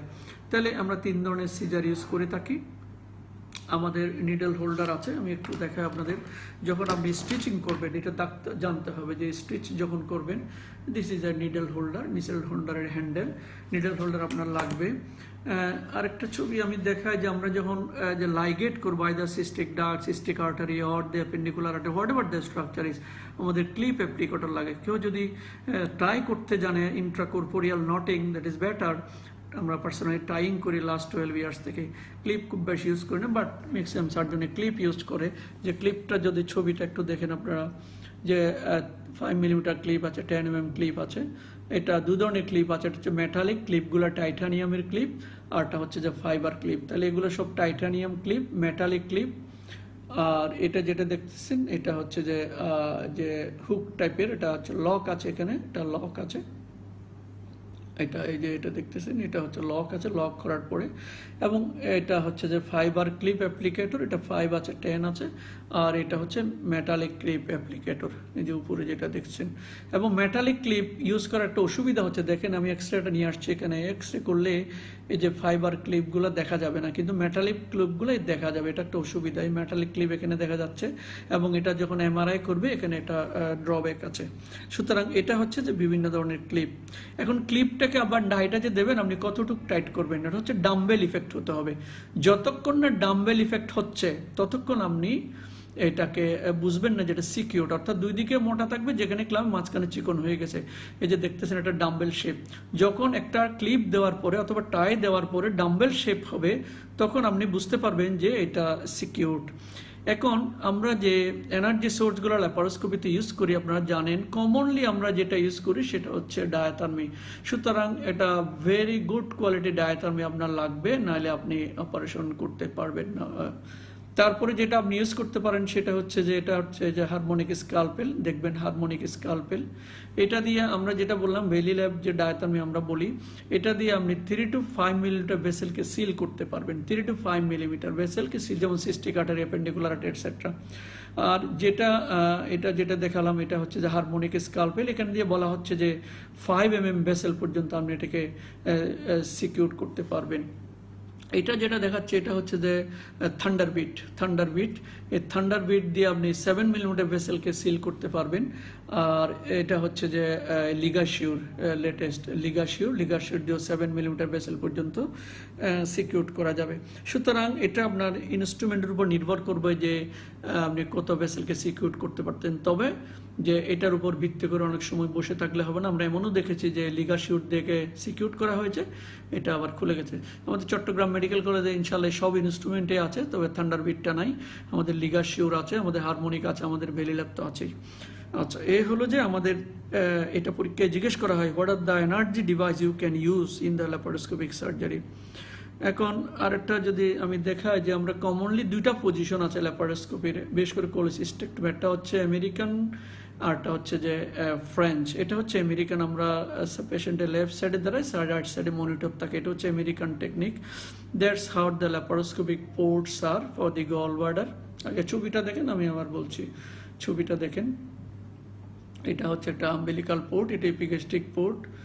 এটা পরীক্ষায় জিজ্ঞেস করা হয় যে কোথায় কোথায় আমরা পোর্টগুলা করি। আর ফ্রেঞ্চ টেকনিকটা আমি একটু দেখিয়ে দিই। এটা হলো ফ্রেঞ্চ টেকনিক, 2 পায়ের মাঝখানে সার্জন দাঁড়ায়, 2 পায়ের মাঝখানে সার্জন দাঁড়ায়। That's how it looks like. এটা হচ্ছে একটা অ্যাপেন্ডিসেক্টমির পোর্ট, আমরা আম্বিলিকাসে করি একটা, আমরা লেফট আইলিয়াক ফোসাতে করি একটা, আবার এটা সুপ্রাপিউবিক এরিয়াতে বিকিনি লাইন পোর্ট বলে এটাকে এভাবে করা যেতে পারে। আমি ছবিগুলো কুইকলি সরাই ফেলছি কারণ এটা অনেক সময় ডিস্টার্ব করছে। তাহলে পরীক্ষায় গ্রাজুয়েট লেভেলে জিজ্ঞেস করা হয় যে ল্যাপারোস্কোপিক কোলিসিস্টেক্টমি দেখেছে কিনা, কয়টা পোর্ট করা হয়, 4টা পোর্ট করা হয়। একটা আম্বিলিকাল পোর্ট, প্রাইমারি পোর্ট, একটা এপিগ্যাস্ট্রিক পোর্ট, একটা মিড ক্লাভিকুলার লাইনে সাবকোস্টাল টিপ অফ দি নেক এখানে করা হয়, একটা হচ্ছে লাম্বার এরিয়াতে করা হয়। আর অ্যাপেন্ডিসেক্টমি 3টা করা হয়, একটা হচ্ছে ইভেন 2টা করেও করা যায় আম্বিলিকাসে, একটা হচ্ছে লেফট আইলিয়াক ফোসাটা, সুপ্রাপিউবিক। এই হলো যে আমাদের পোর্টস কমন যে 2টা এমবিবিএস এ জিজ্ঞেস করা হয়। এখন কিছু প্রি অপারেটিভ প্রিপারেশন আছে। মোস্ট ইম্পর্টেন্ট যেটা হচ্ছে কাউন্সেলিং, অর্থাৎ আমি খুব কুইকলি বলছি যে কাউন্সেলিং করতে হবে এমনভাবে যেন রুগীকে বলে রাখতে হবে। এটা পরীক্ষায় ফ্রিকুয়েন্টলি জিজ্ঞেস করা হয় কি কাউন্সেলিং করবেন। অনেক কাউন্সেলিংয়ের সাথে যে কোনো একটা ল্যাপারোস্কোপিক সার্জারির আগে এটা যে ল্যাপারোস্কোপি সম্ভব নাও হতে পারে, এটা রুগীকে বলে রাখতে হবে। অর্থাৎ তার ওপেন সার্জারি লাগতে পারে, সেটা রুগীকে অবশ্যই বলে নিতে হবে, 1 নম্বর। 2 নম্বর হচ্ছে যে আম্বিলিকাসটাকে একটু পরিষ্কার করলে ভালো হয়, 2-3 দিন আগে থেকে একটু অ্যান্টিসেপটিক সলিউশন দিয়ে আম্বিলিকাসটাকে পরিষ্কার রাখতে হবে। নাম্বার 3, একটু গ্যাস, পেটের অ্যাবডোমেনের গ্যাস কমানোর জন্য একটা আল্ট্রা কার্বন ট্যাবলেট 2-3 দিন খাওয়ানো যেতে পারে। আর অবশ্যই একটা রাইস টিউব দিয়ে নিলে ভালো, যেন স্টোমাকটা কম্প্রেস থাকে, যেন আমার কাজে ব্যাঘাত না ঘটে, বা আমি যখন নিউমোপেরিটোনিয়াম বা পোর্ট ঢুকাবো যেন ইনজুরি না হয়। কারণ এখানে অনেক ইতিহাস আছে যে কি কি অপারেশন কনভেনশনালি করা হচ্ছে। আমি জুনিয়রদের জন্য বলছি, ল্যাপারোস্কোপিক কোলিসিস্টেক্টমি হচ্ছে অ্যাপেন্ডিসেক্টমি করা হচ্ছে, যে ডায়াগনস্টিক ল্যাপারোস্কোপি করা হচ্ছে, স্টেজিং ল্যাপারোস্কোপি করা হচ্ছে, যেমন কার্সিনোমা স্টোমাক আপনি ল্যাপারোস্কোপ ঢুকাই দেখবেন স্টেজ কত, তাহলে প্রপারলি আপনি অ্যাকর্ডিংলি ডিসিশন নিতে পারলেন। তাহলে laparoscopic cholecystectomy is the gold standard. এটা পরীক্ষায় জিজ্ঞেস করা হয় কোনটা gold standard, is the laparoscopic cholecystectomy. Diagnostic laparoscopy যখন করবেন, এটাকে বলা হচ্ছে, আমি খুব কুইকলি বলছি, অনেক বড় ডিসকাশন, যে এটাকে ল্যাপারোস্কোপিক একটা ক্লক বলে। আপনি কিভাবে দেখবেন, আপনি যদি হজবরল করে দেখেন যে ইনস্ট্রুমেন্ট, তাহলে অর্গানগুলো বা প্যাথোলজি মিস হয়ে যাবে। আপনি শুরুটা করবেন সিকাম থেকে, সিকাম দেখবেন, অ্যাসেন্ডিং অ্যাপেন্ডিক্স দেখলেন, সিকাম দেখলেন, অ্যাসেন্ডিং কোলন দেখলেন, রাইট কোলিক ফ্র্যাকচার দেখলেন, দেন আপনি ওখানে গল ব্লাডার লিভার আছে এটা শেষ করলেন, ট্রান্সভার্স কোলন দেখলেন, স্টোমাক প্যানক্রিয়াস ওটা দেখলেন, দেন লেফটে চলে গেলেন, লেফটে গিয়ে আপনি লেফট কোলিক ফ্র্যাকচার দেখলেন, স্প্লিন দেখলেন, ডিসেন্ডিং কোলনটা দেখলেন, ডিসেন্ডিং কোলন সিগময়েড কোলন দেখে আপনি পেলভিসে চলে যান, ব্লাডার মেয়েদের ক্ষেত্রে যে ইউটেরাস, ওভারি, ফেলোপিয়ান টিউব এগুলো দেখলেন, রেকটাম সিগময়েড কোলন দেখে আবার লেফট ওভারি এগুলো, রাইট ওভারি এগুলো দেখে আপনি আবার অ্যাপেন্ডিক্সে ফেরত আসলেন। তারপরে এসে আপনি টার্মিনাল আইলিয়ান দেখলেন, মিডল গার্ড দেখলেন, প্রক্সিমাল জেজুনাম দেখলেন, দেন শেষ করলেন। That's how you can follow the diagnostic laparoscopy. এই যে একটা সিকোয়েন্সিয়াল আপনি ঘড়ির কাটার মতো করে দেখলেন, এটাকে বলা হচ্ছে what is called the diagnostic clock or laparoscopic clock. এছাড়া অনেক অ্যাডভান্স সার্জারি করা যায়, আমি এগুলোর নাম বলছি না, আপনারা জানেন অনেকগুলো অপারেশন করা যায়। মোস্ট ইম্পর্টেন্ট হচ্ছে যে কমপ্লিকেশন কি, আমি জুনিয়রদের জন্য বলছি। আমি এরপর আধা ঘন্টা আর্গোনমিক্স নিয়ে বলবো, দয়া করে আপনারা ধৈর্য ধরে শুনবেন। Ergonomics is very very important, specially for the senior. তাহলে আপনি যখন ল্যাপারোস্কোপি করছেন, গাট ইঞ্জুরি হতে পারে, ভেসকুলার ইঞ্জুরি হতে পারে, ব্লাডার ইঞ্জুরি হতে পারে, ইভেন অ্যাওটা ইঞ্জুরি, ভেনাকাভা ইঞ্জুরি, এরকম ইতিহাসও আছে। সবচেয়ে ইম্পর্টেন্ট কার্বন ডাইঅক্সাইড যখন ব্লাড ভেসেলের ভিতর চলে যাবে, কার্বন ডাইঅক্সাইড ইম্বোলিজম হতে পারে, অ্যাবডোমিনাল ওয়াল ভিসেরার মধ্যে, বা ইভেন ইনফিউবিগেস্টিক ভেসেল বা সুপ্রিউগেস্টিক ভেসেল ইঞ্জুরি হতে পারে, ওখান থেকে হেমাটোমা ইনফেকশন হতে পারে। ইভেন যখন রোগীর পোর্টাল হাইপারটেনশন থাকবে, যদি আপনি এটা নোটিস না করেন, তাহলে পেরিয়াম্বিলিক্যাল পোর্টাল সার্কিটগুলো ডায়ালেটে ওখান থেকে ব্লিডিং হতে পারে, এরকম ইতিহাস আছে। তারপর পোস্ট ইনসার্শনাল কমপ্লিকেশন, অন্যান্য অর্গান ইঞ্জুরি হতে, যে অ্যাটাক পারফোরেশন হতে পারে, অ্যাবডোমিনাল ওয়াল হার্নিয়া হতে পারে, আমি একটু কুইকলি বলছি। এবং কিছু নিউমোপেরিটোনিয়াম রিলেটেড কমপ্লিকেশন আছে, আমি বলেছি, এটা কার্বন ডাইঅক্সাইড ইম্বোলিজম হতে পারে, হাইপার কার্বিয়া, এগুলো আমি আগে বলেছি, রেসপিরেটরি এই সমস্ত বলেছি। এখন কিছু কন্ট্রা ইন্ডিকেশন আছে ল্যাপারোস্কোপিক সার্জারি। কন্ট্রা ইন্ডিকেশনগুলো হচ্ছে কিছু অ্যাবসোলিউট, কিছু রিলেটিভ। এগুলো অবশ্য পার্সন টু পার্সন ভেরি করে, বই টু বই ভেরি করে, তাও আমি কয়েকটা বলছি। যদি আনকন্ট্রোলেবল কোয়াগুলোপ্যাথি থাকে, তাহলে এটা ল্যাপারোস্কোপি কন্ট্রা ইন্ডিকেটেড। ফ্রোজেন পেলভিসে কোনো, বা ফ্রোজেন অ্যাবডোমেন কোনো জায়গা নাই, তাহলে কেন করবেন আপনি, এখানে করা যাবে না। Intestinal obstruction with the hypovolaemic shock, এটা করা যাবে না। তারপর হচ্ছে হিমোরেজিক শক, এখানে না করা ভালো। যদি কার্ডিয়াক ডিসফাংশন থাকে, গ্রেড 4 থাকে, তাহলে এটা না করা ভালো। এবং কনকমিনেন্ট ডিজিজ রিকোয়ারিং দ্য ল্যাপারোটমি, অন্য একটা অসুখ আছে যার ল্যাপারোটমি লাগবে, তাহলে এখানে ল্যাপারোস্কোপির খুব একটা রোল নাই। আর রিলেটিভ কন্ট্রা ইন্ডিকেশন কি আছে, একটা হচ্ছে রুগী জিএ টলারেট করতে পারবে না। Mind it, no laparoscopic surgery under spinal anaesthesia. আমরা শুনি বা দেখেছি যে অনেকে নাকি ল্যাপারোস্কোপি স্পাইনাল অ্যানেস্থেসিয়াতে করে। ইট শুড নট বি যে আপনি ল্যাপারোস্কোপি অবশ্যই যেন অ্যানেস্থেসিয়া দিয়ে করতে হবে, যে স্পাইনাল ইজ নট রিকমেন্ডেড, করা যাবে না। সুতরাং একটা রোগী যদি জি এর জন্য আনফিট হয়, তাহলে ল্যাপারোস্কোপি করা যাবে না, এক নম্বর। যদি ভেরি অ্যাক্টিভ সেপসিস থাকে অ্যাবডোমেনে, তাহলে এটা না করা ভালো। আর হচ্ছে প্রিভিয়াস মাল্টিপল সার্জারি, 4-5 বার 2-বার 3-বার অপারেশন হয়েছে, সেটা ল্যাপারোস্কোপি না করা ভালো। সিভিয়ার সিওপিডি আমি আগেই বলেছি, third trimester of pregnancy, diaphragmatic hernia, এগুলো না। আর মরবিডলি অবেস, যদি ওবেসিটি সার্জারি এখন হচ্ছে। সুতরাং these are the few basics of the laparoscopy. এখন আমি যদি একটু আর্গোনমিক্সটা বলি, দয়া করে একটু শুনবেন সবাই। Ergonomics is very important, particularly for those who are practicing the laparoscopy. Ergonomics শব্দের অর্থ হচ্ছে যে আর্গন মানে ওয়ার্ক, অ্যান্ড নমস শব্দের অর্থ হচ্ছে যে অ্যারেঞ্জমেন্ট, অর্থাৎ আপনি যে পরিবেশে কাজ করবেন সেই পরিবেশে আপনার যন্ত্রপাতিগুলো আপনি আপনার মতো সাজিয়ে নেবেন, অ্যারেঞ্জ করবেন, সেটাকে বলা হচ্ছে আর্গোনমিক্স। তো একটু যদি আমি সাইন্টিফিক ডেফিনিশনটা বলি, the scientific study of people at work, scientific study of people at work in terms of equipment design, workplace layout, the working environment, safety, productivity and training, এই সবগুলাকে মিলে বলা হচ্ছে যে আর্গোনমিক্স। তো ভয়ের কোনো কারণে আমি খুব ছোট্ট একটা ডেফিনিশন বলছি, যে it is the interface between the man and machine. আমি এই ডেফিনেশনটা শিখেছি প্রফেসর আর.কে মিশ্র, আপনারা জানেন, is a very renowned the trainer for the laparoscopic surgery, সে গুরগাঁও, আপনারা জানেন ইন্ডিয়ার দিল্লির জাস্ট একটু দূরে গুরগাঁও শহর আছে একটা, এবং ওয়ার্ল্ড ল্যাপারোস্কোপি হসপিটাল আছে। আমরা যখন ওখানে ট্রেনিং করেছি, যে ভদ্রলোক very dedicated trainer for the laparoscopic surgery, এবং উনি বলেছেন যে it is the interface between the man and machine. অর্থাৎ ইন্টারফেস শব্দের অর্থ হচ্ছে ইন্টারেকশন। তাহলে ম্যান এবং মেশিনের যে ইন্টারেকশন, এটাই হলো আর্গোনমিক্স, এবং ইট ইজ সো ইম্পর্টেন্ট। আমি একটা বললে আপনি এখন বুঝতে পারবেন। এবং এই আর্গোনমিক্স নিয়ে অনেকগুলো স্টাডি হয়েছে, কেন আর্গোনমিক্সটা দরকার। অর্থাৎ আপনার মনিটর, আপনার ওটি টেবল, আপনার যন্ত্রপাতি সব আপনার সাথে অ্যাডজাস্টেবল হতে হবে। আদারওয়াইজ কি হবে, ক্রনিক পেইন হবে। হয়তো আপনার ঘাড় ব্যথা, হাত ব্যথা, একটা করে 10 মিনিট পরে আপনি টায়ার্ড হয়ে গেছেন। সুতরাং এই আর্গোনমিক্সটা প্রপারলি ফলো করতে হবে, এবং এগুলো অনেক স্টাডি করে দেখা গেছে যদি আপনি আর্গোনমিক্সটা ফলো করেন তাহলে ক্রনিক পেইনটা কমে যাবে এবং রিডিউস দ্য অপারেশন টাইম, এই দুটো জিনিস কমে যাবে। এবং আমরা আগেও বলেছিলাম যে ল্যাপারোস্কোপিক সার্জারিতে আর্গোনমিক্সটা একদম ভাইটাল, বাট ওপেন সার্জারিতে আর্গোনমিক্সটা অপটিমাল, একটু কম্প্রোমাইজ করা যাবে, বাট ল্যাপারোস্কোপিক সার্জারিতে আর্গোনমিক্সটা কম্প্রোমাইজ করা যাবে না, এবং এক্স্যাক্টলি বলতে হবে।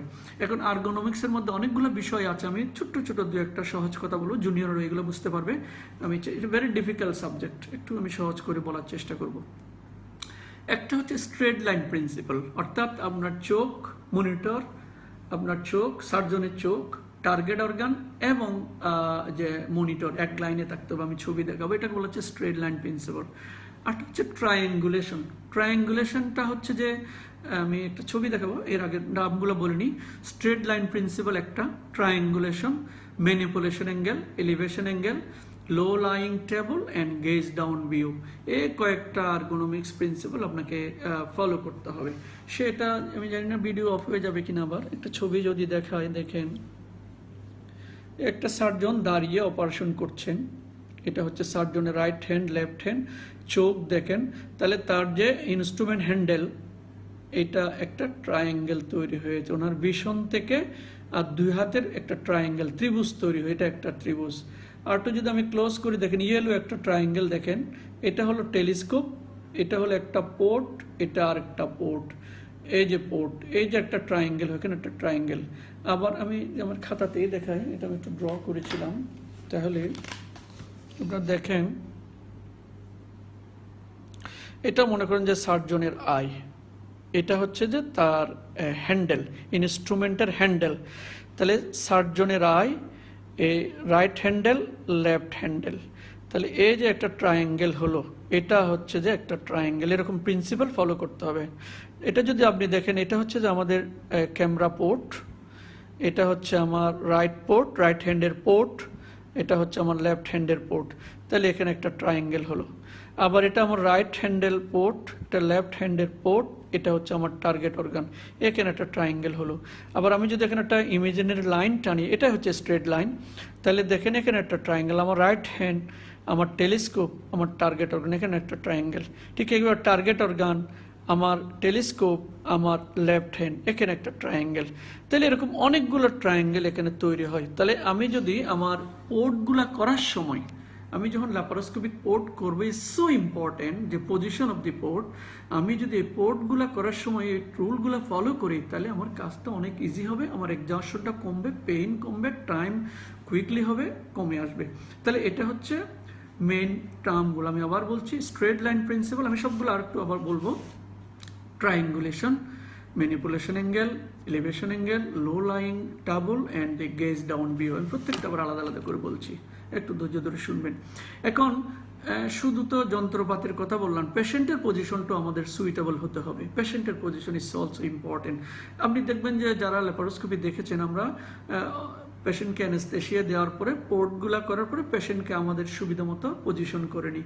যেমন যদি গলব্লাডার সার্জারি করি, আমরা হেড অ্যান্ড আপ করি, রাইট সাইড আপ করি আমাদের সুবিধা মতো সময়, সুতরাং যে অ্যাবডোমিনাল ভিসারাগুলো নিচে পড়ে যায় এবং যে গলব্লাডারটা একটু নিচে নেমে আসে, তাহলে এটা একটা পজিশন, পেশেন্টের পজিশন। অথবা আমি যদি আবার বলি, কমন যে দুটো অপারেশন অ্যাপেন্ডিক্স আমরা যখন করি, আমরা এটাকে আবার হেডটাকে ডাউন করে দিই, আমরা নিচে টিন্ডেলেন বাগ করে দিই এবং রাইট সাইডটা একটু আপ করে দিই, ফলে অর্গানগুলা লেফট সাইডে সরে যায় এবং আমাদের অ্যাপেন্ডিক্সটা ইজিলি বোঝা যায়। তাহলে একই রকমভাবে যে অর্গান আমরা অপারেশন করি না কোনো, সে অর্গানের প্রেক্ষিতে পেশেন্টের পজিশনটা আফটার অ্যানেস্থেশিয়া ঠিক করে নিতে হবে। তবে মনে রাখতে হবে এখানকে একটু পেশেন্টটাকে টেবলের সাথে ফিক্সড করতে হয়, বিভিন্ন গার্ড দিতে হয় যেন পেশেন্ট পড়ে না যায়। আরেকটা জিনিস হচ্ছে উটি টেবল হাইট। এটা কিভাবে আমরা ফলো করবো? আপনারা জানেন একটা থিওরি আছে যে সার্জন হাইট মাল্টিপ্লাইড বাই 0.9%, এটা হচ্ছে যে উটি টেবল হাইট। তাহলে আপনি যখন যে থিয়েটারে অপারেশন করবেন সেই অপারেশন থিয়েটার টেবল ঠিক আছে কিনা দেখতে হবে, একটু উঠানামা করে কিনা। বলা হচ্ছে যে উটি টেবলটা 64 থেকে 70 সেন্টিমিটার উঠানামা করে ফ্রম দ্য ফ্লোর লেভেল। আমি আবার বলছি, কারণ এক একজন সার্জনের হাইট এক এক রকম। তাহলে আপনি কেমনে বুঝবেন যে আপনার উটি টেবলটা আপনার কমফোর্টেবল হবে? যদি কোনো একটা উটি টেবল ফ্লোর থেকে 64 সেন্টিমিটার থেকে 77 সেন্টিমিটার পর্যন্ত উঠানামা করে উপরে নিচে উঠানো যায়, that is a suitable laparoscopic যে টেবল। তাহলে ল্যাপারোস্কোপিক টেবলটা আমার কেন দরকার? ল্যাপারোস্কোপিক টেবলের হাইট হবে আমার কোমরের হাইটের সমান, ওয়েস্ট হাইট, অর্থাৎ সার্জন যে হাইটের তার অর্ধেক হবে উটি টেবলের হাইট। এই জন্য সার্জন হাইট মাল্টিপ্লাইড বাই 0.49 অথবা surgeon height multiplied divided by 2, এটা যেটাই বলেন না কেন, তাহলে সেটা হবে কি? তাহলে আপনার যে এলবোটা যেটা মোস্ট ওয়ার্কিং পার্ট এবং আপনার যে রিস্টটা একই লেভেলে থাকবে। তাহলে অপারেশন টেবলের হাইট, কোমরের হাইট এবং রিস্টের হাইট যদি একই পজিশনে হয় তাহলে আমাদের কমফোর্ট হবে ইজিলি। দেখেন এটা একটা হাইট দেখানো হচ্ছে, যদিও এটা বক্স ট্রেনার। এই যে দেখেন হ্যান্ড হাইট, এটা অপারেশন টেবিল কোমরের কাছাকাছি। তাহলে এটা কিন্তু অনেক ডাউন, এটা দেখেন এটা অনেক নিচে, তাহলে এটা সুইটেবল নয়। তাহলে আমি আবার বলছি, আপনি উটি টেবলের হাইট কতটুকু রাখবেন? আপনার কোমরের হাইটে। সার্জন যতটুকু তার কোমর হাইটে উটি টেবলটা থাকবে। এটা হলো ইম্পর্টেন্ট একটা। কারণ মনিটরটা কোন লেভেলে থাকবে ইজ ভেরি ইম্পর্টেন্ট। কারণ মনিটরটা কেন জরুরি? মনিটরটা কিন্তু আপনি দেখতেছেন, this is your I monitor. তাহলে মনিটর কোন লেভেলে থাকবে? ম্যাক্সিমাম অপারেশন আমাদেরকে দেখো মনিটর দেখতে আমাদের কেন ঘাড় ব্যথা হয়ে যায়, উপরের দিকে তাকাতে হয়। নো, আমরা পজিশন অফ ইজ কোনটা? পজিশন অফ ইজ হলো এটা, আমি যেভাবে তাকাচ্ছি, আমার নর্মাল যে আই লেভেল থাকে তার থেকে 10 to 15 ডিগ্রি আমরা নিচে তাকাই নর্মালি।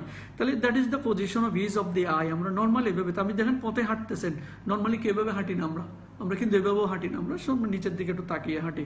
তাহলে এটা আমার কমফোর্ট। তাহলে আমার exhaustion of the ocular muscle, exhaustion of the neck muscle কম হবে। তো সেই জন্য আমার মনিটর লেভেলে থাকবে যে আমার মনিটরের সেন্টারটা হবে আমার আই লেভেল থেকে 10 to 15 ডিগ্রি ডাউন। আমি আবার বলছি, এটা কিভাবে সম্ভব? খুব সহজ। আপনি আই লেভেল যতটুকু, মনিটরের আপার লিমিটটা ততটুকু থাকবে। মনিটরের আপার লেভেল আই লেভেলের যদি সমান হয় তাহলে মনিটরের সেন্টারটা আই লেভেল থেকে 10 to 15 ডিগ্রি বা 25 ডিগ্রি ডাউন হবে। That is a suitable monitor position for the laparoscopic surgery. তাতে কি হবে?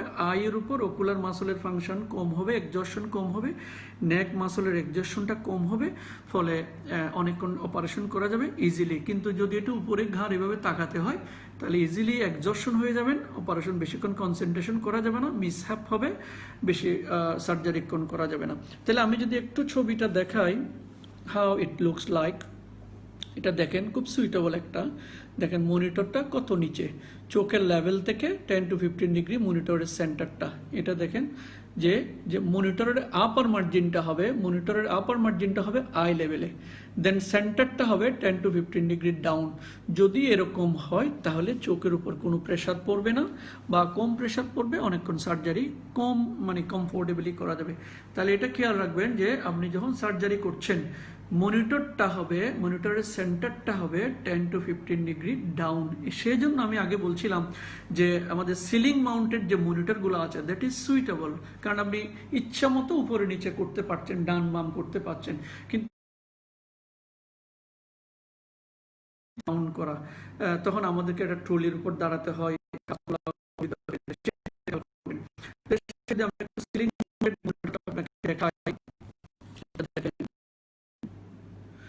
এই হলো একটা সিলিং মাউন্টেড মনিটর, এটা একটা সিলিং মাউন্টেড মনিটর, এটাও একটা সিলিং মাউন্টেড মনিটর, উপর থেকে কন্ট্রোল করা যাবে। এবং অবশ্যই অ্যাটলিস্ট 2টা মনিটর লাগবে, একটা সেকেন্ড মনিটর লাগবে। কারণ আমি এদিকে তাকে গলব্লাডার বা অন্য অপারেশন করছি, আমি দেখাচ্ছি এই মনিটর, কিন্তু আমার অ্যাসিস্ট্যান্ট যে আছে সে তো অপোজিট সাইডে, তাহলে সাকে ঘাড় ব্যথা বাঁকা করে এটাকে দেখতে হয়, অথবা ঘাড়টা ব্যথা হয়ে যায়। সেজন্য তাকেও যেন সে সামনে দেখতে পারে, যেন সেকেন্ড একটা মনিটর হলে ভালো হয়। তবে সবসময় আমরা প্রোভাইড করতে পারি না। তবে বাইরে যারা কাজ করেছেন দেখবেন all around the operation theatres are the monitor, minimum 10টা মনিটরও আছে, যে যেখানে বসে তার কমফোর্টেবল পজিশনে এটা দেখতে পারে। তবে অ্যাটলিস্ট 2টা মনিটর আমাদের মেনটেন করতে হবে, নাহলে আমরা যে কোএক্সিয়াল অ্যালাইনমেন্ট বলছিলাম যে চোখ, target organ and the monitor এক লাইনে থাকবে, সেটা আমরা ফলো করতে পারবো না। তাহলে কোএক্সিয়াল অ্যালাইনমেন্ট একটা কথা হচ্ছে, অথবা আমরা বলছিলাম স্ট্রেট লাইন প্রিন্সিপাল, সেটা আমি একটু ছবিটা দেখাই তাহলে বুঝতে পারবেন আমি বলছি সেটা কি জিনিস। সেটা হচ্ছে যে সার্জনের চোখ অথবা অ্যাসিস্ট্যান্টের চোখ, vision plus target organ plus monitor, এটা এক লাইনে থাকবে। তো সেটা যদি আমি একটু স্কেচ দেখাই, আপনারা দেখেন, রিয়েল ছবি দেখাচ্ছি না, ভিডিও অফ হয়ে যাবে। এটা দেখেন, এখানে যদি সার্জন হয়, এটা হলো অ্যাপেন্ডিক্স আর এটা হলো মনিটর, তাহলে দেখেন 3টে এক লাইনে থাকবে, 3টে এক লাইনে, তাহলে চোখের উপর একজশনটা কম হবে। বাট আমি যদি মনিটরটা সরাই এখানে দিই, তাহলে দেখবেন আমাকে বাঁকা হয়ে তাকাতে হবে, তাহলে আমার ঘাড়ের উপর, নেক মাসেলের উপর প্রেশার পড়বে, আমি বেশিক্ষণ অপারেশন করতে পারবো না। তাহলে এটা হলো যে স্ট্রেট লাইন প্রিন্সিপাল অথবা কোএক্সিয়াল অ্যালাইনমেন্ট, অর্থাৎ সার্জন, টার্গেট অর্গান এবং মনিটর এক লাইনে থাকবে। সুতরাং আপনি অপারেশন শুরু করার আগে আপনার ট্রলি বলেন বা আদার মনিটর বলেন, যেটা ওভাবে অ্যাডজাস্ট করে নিতে হবে। হ্যাঁ, আদারওয়াইজ কি হবে, আপনাকে এরকম বাঁকা করে তাকাতে হবে ঘাটটা। এটা বেশি দরকার হচ্ছে যখন আমরা হার্নিয়া সার্জারি করি। কমনলি যেগুলো করি যে গল ব্লাডার অ্যাপেন্ডিক্স, ওগুলো তো একদিকেই থাকে, কিন্তু যখন লেফট হার্নিয়া করবেন বা স্প্লিন করবেন লেফট সাইড অপার, তখন এটাকে অপোজিট সাইডে সরিয়ে নিতে হয়। ইভেন আপনি যদি ইউআরএসও করেন, যে তাহলে ইউআরএস করলে যে সাইডে আপনি ইউআরটার অপারেশন করবেন ওই সাইডে মনিটরটা রাখতে হবে, সো দ্যাট দ্য নেক মাসলের এক্সজশনটা কম হবে। ওইটা তো আমি বলছি যে ceiling mounted monitor is very important. Ceiling mounted monitor যখন তাহলে আপনার অ্যাডজাস্টেবল হাইট অনুযায়ী আপনি এটা করতে পারবেন। এখন মনিটরটা আমার থেকে কত ডিস্টেন্সে থাকবে, how far it will be distance, এটার একটা ছোট্ট রুল আছে, আপনারা জানেন যে 5 times away from the diagonal length of the monitor. আমরা বলি যে 20 inch TV, 21 inch TV, 42 inch TV বলি আমরা, কিন্তু আমরা হয়তো অনেকে জানি না ইঞ্চিটা কিভাবে মাপা হয়। এটা হচ্ছে ডায়াগোনাল লেন্থ, অবলিক, অর্থাৎ এটা যদি রেক্ট্যাঙ্গুলার হয় তাহলে এক কর্নার থেকে অপোজিট কর্নারের যে লেন্থটা, সেটা হচ্ছে যে ডায়াগোনাল লেন্থ, এক কোণা থেকে অপোজিট কোণা, এটা হচ্ছে ডায়াগোনাল লেন্থ। তাহলে ডায়াগোনাল লেন্থ যত, আমার মনিটরটা হবে আমার চোখ থেকে তত দূরে। যদি সেন্টিমিটার আমি বলি, মনে করেন আমি 14 ইঞ্চি বা ইঞ্চি বলি, 14 ইঞ্চি একটা মনিটর ইউজ করতেছি, তাহলে আমার মনিটরটা হবে আমার চোখ থেকে 70 ইঞ্চি দূরে। তাহলে কেন এটা দরকার, যে আমরা জানেন আমাদের চোখের রডস আর কোনস আছে, যে কালার ভিশনের জন্য যে কোন সেলগুলো আছে, সেগুলা এই 70 বা 5 times অ্যাওয়ে যদি হয় তাহলে ভালো বুঝতে পারে। তো সেই জন্য আমার মনিটরটা হবে আমার চোখ থেকে বা সার্জনের চোখ থেকে 5 times দূরে। যদি 14 ইঞ্চি মনিটর আপনি ইউজ করেন, তাহলে 70 ইঞ্চি দূরে আপনার মনিটরটা হবে, তাহলে আপনার দেখাটা সুবিধা হবে, পারফেক্ট হবে, কালার ভিশন ভালো হবে, কারণ রডটা এই 5 times দূরে ভালো বুঝতে পারে। থিয়েটার লাইট কীরকম হবে, থিয়েটার, একটা অপারেশন থিয়েটারে বেশি লাইট দেওয়া উচিত না, বলা হচ্ছে যে 20 লাক্স, এটা আমি আগেও বলেছিলাম যে 20 lux is the ideal light for a laparoscopic surgery. Otherwise কি দেখবেন, আপনি মনিটরকে এটা কি বলে যে শাইন করতেছে অথবা রিফ্লেক্ট করতেছে, লাইট ভালো বোঝা যাচ্ছে না, সেটা ভেরি ইম্পর্টেন্ট। এখন খুব ইম্পর্টেন্ট একটা বিষয় হলো পোর্ট পজিশন। আমরা যে ল্যাপারোস্কোপিক সার্জারি করি, যদি পোর্ট পজিশন এক্স্যাক্টলি না হয়, পোর্ট পজিশন যদি সুইটেবল না হয়, তাহলে হাতের ব্যথা হয়ে যাবে, কাজগুলা কঠিন হবে, কমপ্লিকেশন হবে, ভালো। মনে রাখবেন যে পোর্ট পজিশন ফিক্সড নয়। আমরা অনেক সার্জনকে দেখি যে পোর্টের সাইজ মুখস্থ করতেছে, যে পোর্ট পজিশন মুখস্থ করতেছে না, পোর্ট পজিশন মুখস্থ করার দরকার নেই, কিছু বেসিক প্রিন্সিপাল আছে আপনি, কারণ একটা পেশেন্টের 40 কেজি হতে পারে, একটা পেশেন্ট 120 কেজি হতে পারে, আমরা 120 কেজি রুগীরও অপারেশন করেছি, তাহলে প্রত্যেকটার জন্য পোর্ট পজিশন একরকম হবে না, কারো লিভার বড়, কারো লিভার ছোট, বা অনেক সময় হ্যাপাটোমি যেটা আছে, তাহলে আপনি পোর্ট পজিশনটা করবেন রুগীর প্রয়োজন অনুযায়ী বা আপনার প্রয়োজন অনুযায়ী। তো সেক্ষেত্রে যেটা করতে হবে, যে কতগুলা বেসিক প্রিন্সিপাল আছে সেটা আপনাকে ফলো করতে হবে, একটু মন দিয়ে শুনবেন। এটা হচ্ছে বেসবল ডায়মন্ড কনসেপ্ট বলে, অথবা ট্রায়াঙ্গুলেশন প্রিন্সিপাল, যেটা আমি আগেই বলেছিলাম যে ট্রায়াঙ্গুলেশন প্রিন্সিপাল অথবা বেসবল ডায়মন্ড কনসেপ্ট, সেটা আমি ছবিটা দেখাই তাহলে আপনাদের বুঝতে সুবিধা হবে, আমি আরও ইজি করে দেবো। তো বেসবল খেলা আপনারা দেখেছেন যে আমেরিকার সবচেয়ে জনপ্রিয় প্রিয় খেলা, আপনারা দেখেছেন একটা বেসবলের ফিল্ডটা কীরকম, আগে ফিল্ডটা দেখাই, যে আপনারা দেখেছেন একটা এখানে একটা ব্যাটসম্যান এবং উইকেট কিপার এখানে থাকেন, এখানে একটা অ্যারো থাকে, এদিকে একটা থাকে, আর এখান থেকে বলটা করে থাকে, এখান থেকে সাধারণত বল, আর দূরে ফিল্ডার থাকে। তাহলে এই যে একটা দেখছেন, মনে করেন যে এটা আপনার টার্গেট অর্গান, এটা হলো আপনার টার্গেট অর্গান।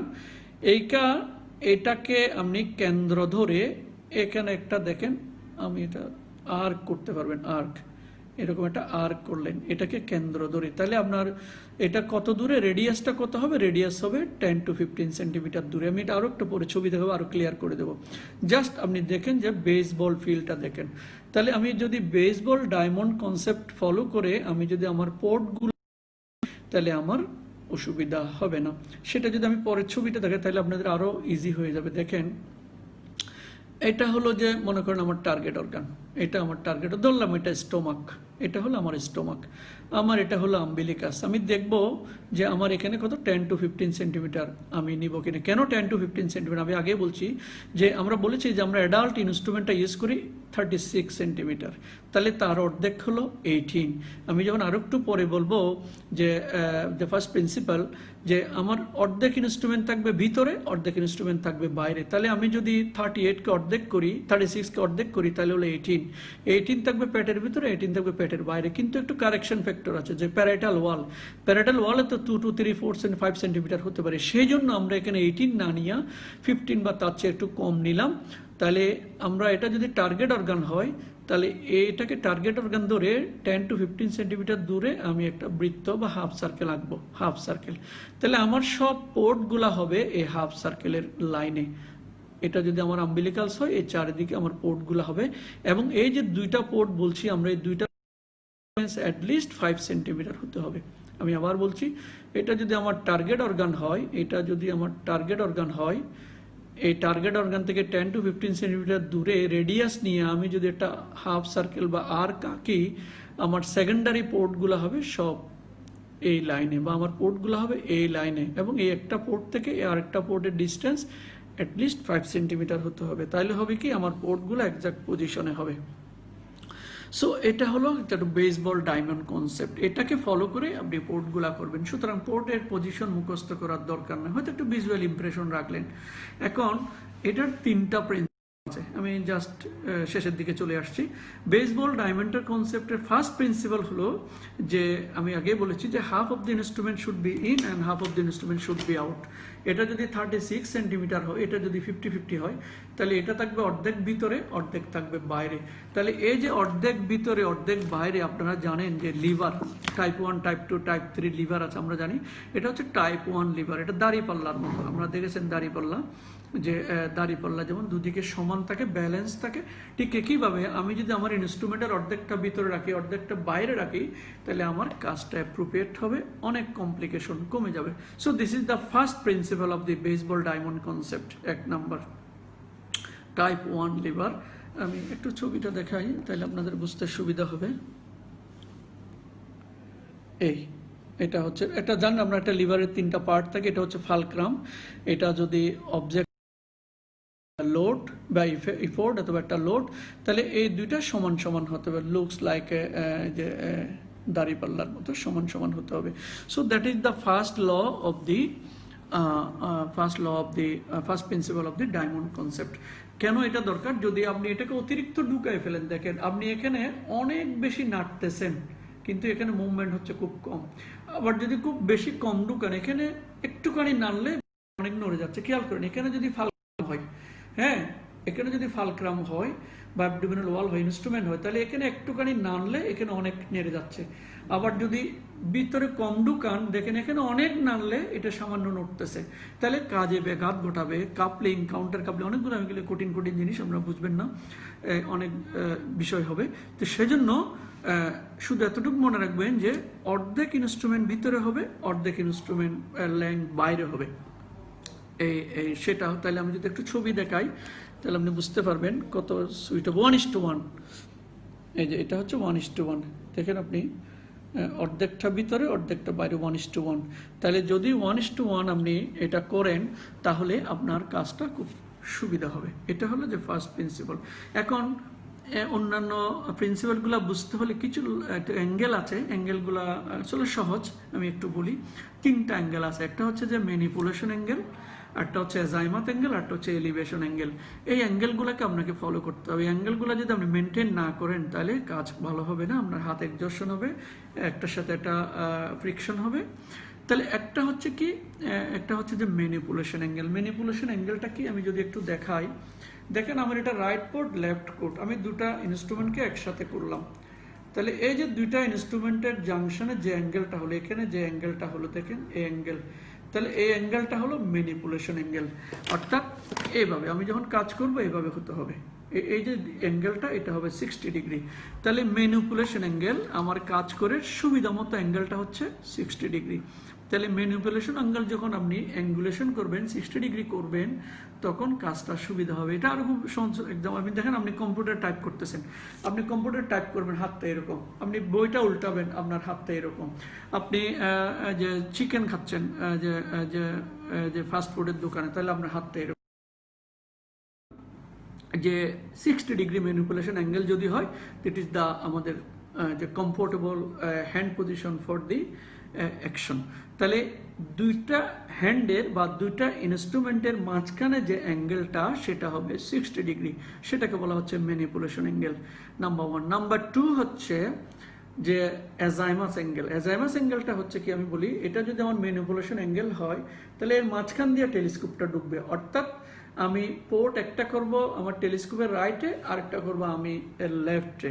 হ্যাঁ, কন্ট্রাল্যাটারাল পোর্টিং বলে এটাকে, একটা এদিকে একটা এদিকে। আমি যদি দুটা ইপসিল্যাটারাল পোর্ট করি তাহলে প্রিন্সিপালটা ফলো হবে না। হ্যাঁ, এটা অ্যাপেন্ডিক্স অপারেশনের ক্ষেত্রে ইন্টারন্যাশনাল এটা অ্যাকসেপ্টেড যে ইপসিল্যাটারাল পোর্ট আপনি অ্যাপেন্ডিক্সের ক্ষেত্রে ছোট্ট অপারেশন 10 মিনিটের অপারেশন এটা করতে পারেন, কিন্তু যখন করবেন আপনাকে কন্ট্রাল্যাটারাল পোর্টিং করতে হবে, তখনই আপনি অ্যাজাইমাস অ্যাঙ্গেলটা পাবেন। তাহলে অ্যাজাইমাস অ্যাঙ্গেলটা কি আমি বলছিলাম, এটা ছিল আমাদের manipulation angle, right instrument left instrument. আমি যদি মাঝখানে আমার টেলিস্কোপটা ঢুকাই তাহলে দেখেন টেলিস্কোপটা যদি দুই অ্যাঙ্গেলের এই 60 ডিগ্রির মাঝখানে হয় তাহলে দেখেন এটা 30-30 ভাগ হয়ে গেল। তাহলে আমার রাইট হ্যান্ডেড পোর্ট, মাঝখানে টেলিস্কোপ, তারপর লেফট হ্যান্ডেড পোর্ট, তাহলে 60কে আমি দুভাগে ভাগ করলাম থ্রু টেলিস্কোপ। তাহলে টেলিস্কোপ এবং রাইট হ্যান্ডের পোর্ট এটা হচ্ছে 30 ডিগ্রি, এটা একটা অ্যাজাইমাস অ্যাঙ্গেল। আর লেফট পোর্ট এবং টেলিস্কোপের মাঝখানে আরেকটা অ্যাজাইমাস অ্যাঙ্গেল। তাহলে অ্যাজাইমাস অ্যাঙ্গেল বুঝতে পারছেন এটা 30 ডিগ্রি হবে। আমি আরো একটু পরে বলছি সেকেন্ড প্রিন্সিপালটা কি। আর আরেকটা হচ্ছে এলিভেশন অ্যাঙ্গেল, আমি ছবিটা দেখাবো। এলিভেশন অ্যাঙ্গেল হচ্ছে পেশেন্ট যে লেভেলে এবং আপনার যে ইনস্ট্রুমেন্ট এর যে অ্যাঙ্গেলটা এটাকে বলা হচ্ছে এলিভেশন অ্যাঙ্গেল। আমি ছবি দেখালে ক্লিয়ার হবে। এলিভেশন অ্যাঙ্গেল হবে 60 ডিগ্রি, যদি হচ্ছে বেশি অসুবিধা আবার কম হইলেও অসুবিধা। তাহলে অন এন অ্যাভারেজ 60 ডিগ্রি যদি ম্যানিপুলেশন এলিভেশন অ্যাঙ্গেল হয় তাহলে কাজ করতে খুবই সুবিধা। তাহলে 3টা অ্যাঙ্গেলের ছবি যদি আমি আপনাদেরকে একটু দেখাই, এটা দেখেন। এটা হলো আমার রাইট হ্যান্ড, সাপোজ এটা রাইট হ্যান্ড, এটা রাইট হ্যান্ড, এটা লেফট হ্যান্ড, এটা লেফট হ্যান্ড, আর এটা হচ্ছে টেলিস্কোপ। তাহলে এই যে বড় অ্যাঙ্গেলটা রাইট হ্যান্ড এন্ড লেফট হ্যান্ডের মাঝখানে যে অ্যাঙ্গেলটা এটা হচ্ছে ম্যানিপুলেশন অ্যাঙ্গেল 60 ডিগ্রি। আবার এই যে টেলিস্কোপ আর এই জায়গাটা এটা হচ্ছে আপনার একটা অ্যাজাইমাস অ্যাঙ্গেল। আবার এই যে এটা একটা অ্যাজাইমাস অ্যাঙ্গেল, এটা একটা অ্যাজাইমাস অ্যাঙ্গেল, এটা হলো 30 ডিগ্রি। এটা হচ্ছে এলিভেশন অ্যাঙ্গেল, অর্থাৎ এটা পেশেন্টের লেভেল, এটা পেশেন্ট হাইট এটা, আর আমার এটা হচ্ছে ধরুন 4th পোর্ট আর 3rd পোর্ট যেটাই বলি না কেন, এই দুইটার যে অ্যাঙ্গেলটা এটা যদি 60 ডিগ্রি হয় তাহলে এটা হচ্ছে অ্যাজাইমাস অ্যাঙ্গেল। এটা যদি আমি উপরে করে ফেলি তাহলে আমার ইনস্ট্রুমেন্টটাকে রিটার্ড করে অর্গানটাকে রিটার্ড করা যাবে না। আর যদি এটাকে বেশি নিচে করে ফেলি আমি আমার পোর্টটাকে নিচে করবে তাহলে গায়ের সাথে লাগবে, ইভেন টেবিলের সাথে যন্ত্র লাগবে, তাহলে সেটাও করা যাবে না। সুতরাং এই 3টা অ্যাঙ্গেল মেনটেন করতে হবে। আমি বলছি আবার manipulation angle 60 degree, azimuth angle 30 degree, elevation angle. এই অ্যাঙ্গেলগুলো কেন ইম্পর্টেন্ট আপনি দেখেন, আমি এটা একটু আগে বলেছিলাম, আপনি যখন ফর্কার আপনি যে নাইফটা রাখছেন এটাও কিন্তু আপনি 60 ডিগ্রি মেনটেন করছেন। That is the manipulation angle, this is the manipulation angle. এখন আপনি যখন এটাকে দুভাগে ভাগ করবেন, এখানে একটা কিছু রাখবেন, স্ট্র রাখবেন, তাহলে এটা 30-30 ভাগ হয়ে গেল, 30-30 এখানে 30, এটা হলো অ্যাজাইমাস অ্যাঙ্গেল। ঠিক দেখেন আপনি যখন এটা হ্যান্ডেল ট্রায়াঙ্গুলেশন প্রিন্সিপাল। তাহলে এই যে যখন আপনি ম্যানিপুলেশন অ্যাঙ্গেল 60 ডিগ্রি পাবেন, ওই যে ত্রিভুজের 3 কোণের সমষ্টি 180 ডিগ্রি, তাহলে 60 60 60, তাহলে এটা ফলো করবেন, তাহলে আপনার কাজটা সুবিধা হবে। এবং ছবি আমি আবার দেখাচ্ছি, এটা হলো অ্যাজাইমাস অ্যাঙ্গেল, এটা ছোট্টটা হলো অ্যাজাইমাস অ্যাঙ্গেল। হ্যাঁ, এখন এটা এলিভেশন অ্যাঙ্গেল আমি দেখিয়েছি, এটার প্রয়োজন নাই। যারা পোস্ট গ্রাজুয়েট পরীক্ষায় যখন জিজ্ঞেস করে আমরা দেখি যে এগুলো কোনো বলতে পারে না। এখন প্রথম প্রিন্সিপাল আমরা বলছিলাম যে হাফ ভিতরে থাকবে, হাফ বাইরে থাকবে। এটা কেন দরকার, এটা কেন বেশি ইম্পর্টেন্ট? একটা ইম্পর্টেন্ট হচ্ছে যে আমার যদি এলিভেশন অ্যাঙ্গেলটা যদি 90 ডিগ্রি আমরা করে ফেলি, তাহলে আমার ইনস্ট্রুমেন্টটা টার্গেট অর্গানের খুব কাছে চলে যাবে, ফলে আমি ভিতরে কোনো স্পেস পাবো না এবং কাজ করতে পারবো না। আর এলিভেশন অ্যাঙ্গেল যদি আবার একদম কমে যায়, আমি একটু আগেও বলেছি লেস দেন 10 ডিগ্রি, তাহলে আমার হাতটা পেশেন্টের সাথে লাগবে অথবা ওটি টেবলের সাথে লাগবে, তাহলে এই কাজগুলো ভালো হবে না। এই জন্য আমাকে অ্যাঙ্গেলটা যে হাফ 50 হাফ বাইরে এটা রাখতে হবে। আর একটা হচ্ছে যে কেন আমার এটা দরকার, আমি আগেও বলেছিলাম যে ডিরেক্ট কাপলিং। আপনি জানেন যে আমাদের এখানে ইনস্ট্রুমেন্টের অনেক আসলে ডিসকাশন, এটা হচ্ছে আনইনসুলেটেড পার্ট, এটা হচ্ছে ইনসুলেটেড পার্ট। তাহলে আমি 50% যদি বাইরে 50% ভিতরে না রাখি, মনে করেন আমি অনেকগুলো বাইরে রাখলাম, তাহলে আমার এই যে মেটালিক পার্টটা, মেটালিক যে পার্টটা, এটা হচ্ছে আমার পোর্টের কাছাকাছি চলে আসলো, তাহলে এটা ডিরেক্ট কাপলিং হবে, এখানে ইলেকট্রিসিটি চলে যাবে, তাহলে এটা আবার ডায়াফ্রামে বার্ন হয়ে যাবে। ঠিক একইভাবে আমরা যদি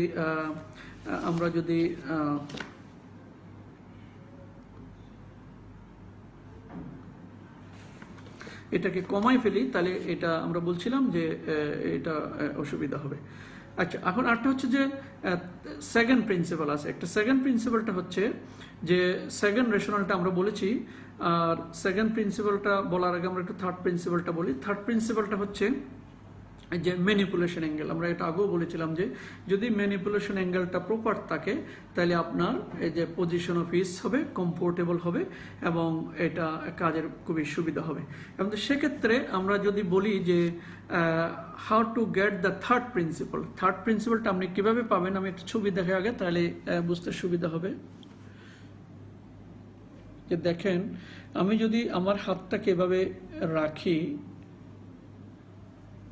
আমি যদি আমার হাতটাকে এভাবে রাখি, দেখেন এটা ধরবেন আমার, এটা ধরবেন যে আমার টার্গেট অর্গান, এটা টার্গেট অর্গান, অ্যাবডোমেনের ওয়ার পর আমি হাতটা রাখলাম, এটা হলো আমার থাম, আর এটা হলো আমার অ্যানাটমিক্যাল স্নাপ বক্স, এদিকে একটা আর এদিকে একটা স্নাপ বক্স। তাহলে এটা যদি আমি এই প্রিন্সিপালটাকেও ফলো করি, তাহলে আমার সুইটেবল একটা পোর্ট পজিশন হবে। তাহলে দেখেন, এটা হলো টার্গেট অর্গান, এটা হলো আমার ক্যামেরা পোর্ট, এটা হলো আমার রাইট পোর্ট, এটা হলো আমার left port. This is another concept two do the porting. তাহলে আপনি এটাকেও ফলো করতে পারেন, তাতেও যদি হয় তাহলে আপনার পোর্ট পজিশনটা সুইটেবল হবে। তাহলে অনেকক্ষণ সময় হয়ে গেছে, আমি কিছু বিষয় বলার চেষ্টা করলাম, যে বিশেষ করে যে পোর্ট পজিশনটা যদি আপনার সুইটেবল হয়, তাহলে আমাদের কাজটা খুবই সুন্দর হবে এবং যে কাজের ব্যাঘাতটা কম ঘটবে। তো আমরা যেটা বলছিলাম যে সেকেন্ড প্রিন্সিপালটা আমরা কেন ফলো করব, এখানে অনেক আমি ডিসকাস করব না, এগুলা আপনারা জানেন। লিনিয়ার যে প্যারাল্যাক্স, মোশন প্যারাল্যাক্স, তারপর হচ্ছে যে রেশনাল সাইজ, এগুলো অনেকগুলো কথা, সব কঠিন কথা, এগুলো জুনিয়রদের জন্য অসুবিধা হবে। তবে যারা সিনিয়র তাদের এই বেসবল ডায়মন্ড কনসেপ্টের first principle, second principle, third principle এবং এগুলো রেশনালিটিকে এগুলো দয়া করে এটা পড়ে নেবেন। তাহলে এই হচ্ছে মোটামুটি বেসিক ল্যাপারোস্কোপির একটা কনসেপ্ট আমি দেওয়ার চেষ্টা করলাম।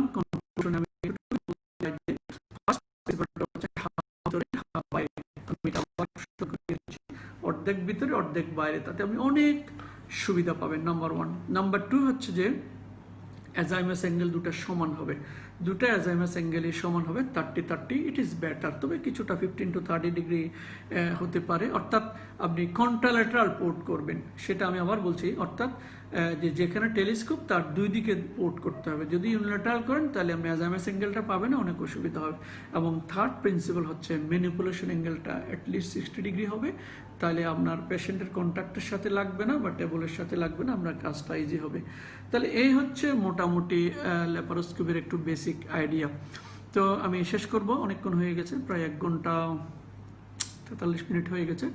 এতক্ষণ যে আপনারা আমার সাথে ধৈর্য ধরে শুনলেন, তাতে হয়তো কিছুটা আশা করি আপনাদের উপকার হবে, বিশেষ করে জুনিয়রদের। কারো কোনো এই বিষয়ে যদি প্রশ্ন থাকে আমাকে আপনি SMS করতে পারেন অথবা আমার ইনবক্সে করতে পারেন, আমি প্রশ্নের উত্তর দেওয়ার চেষ্টা করব।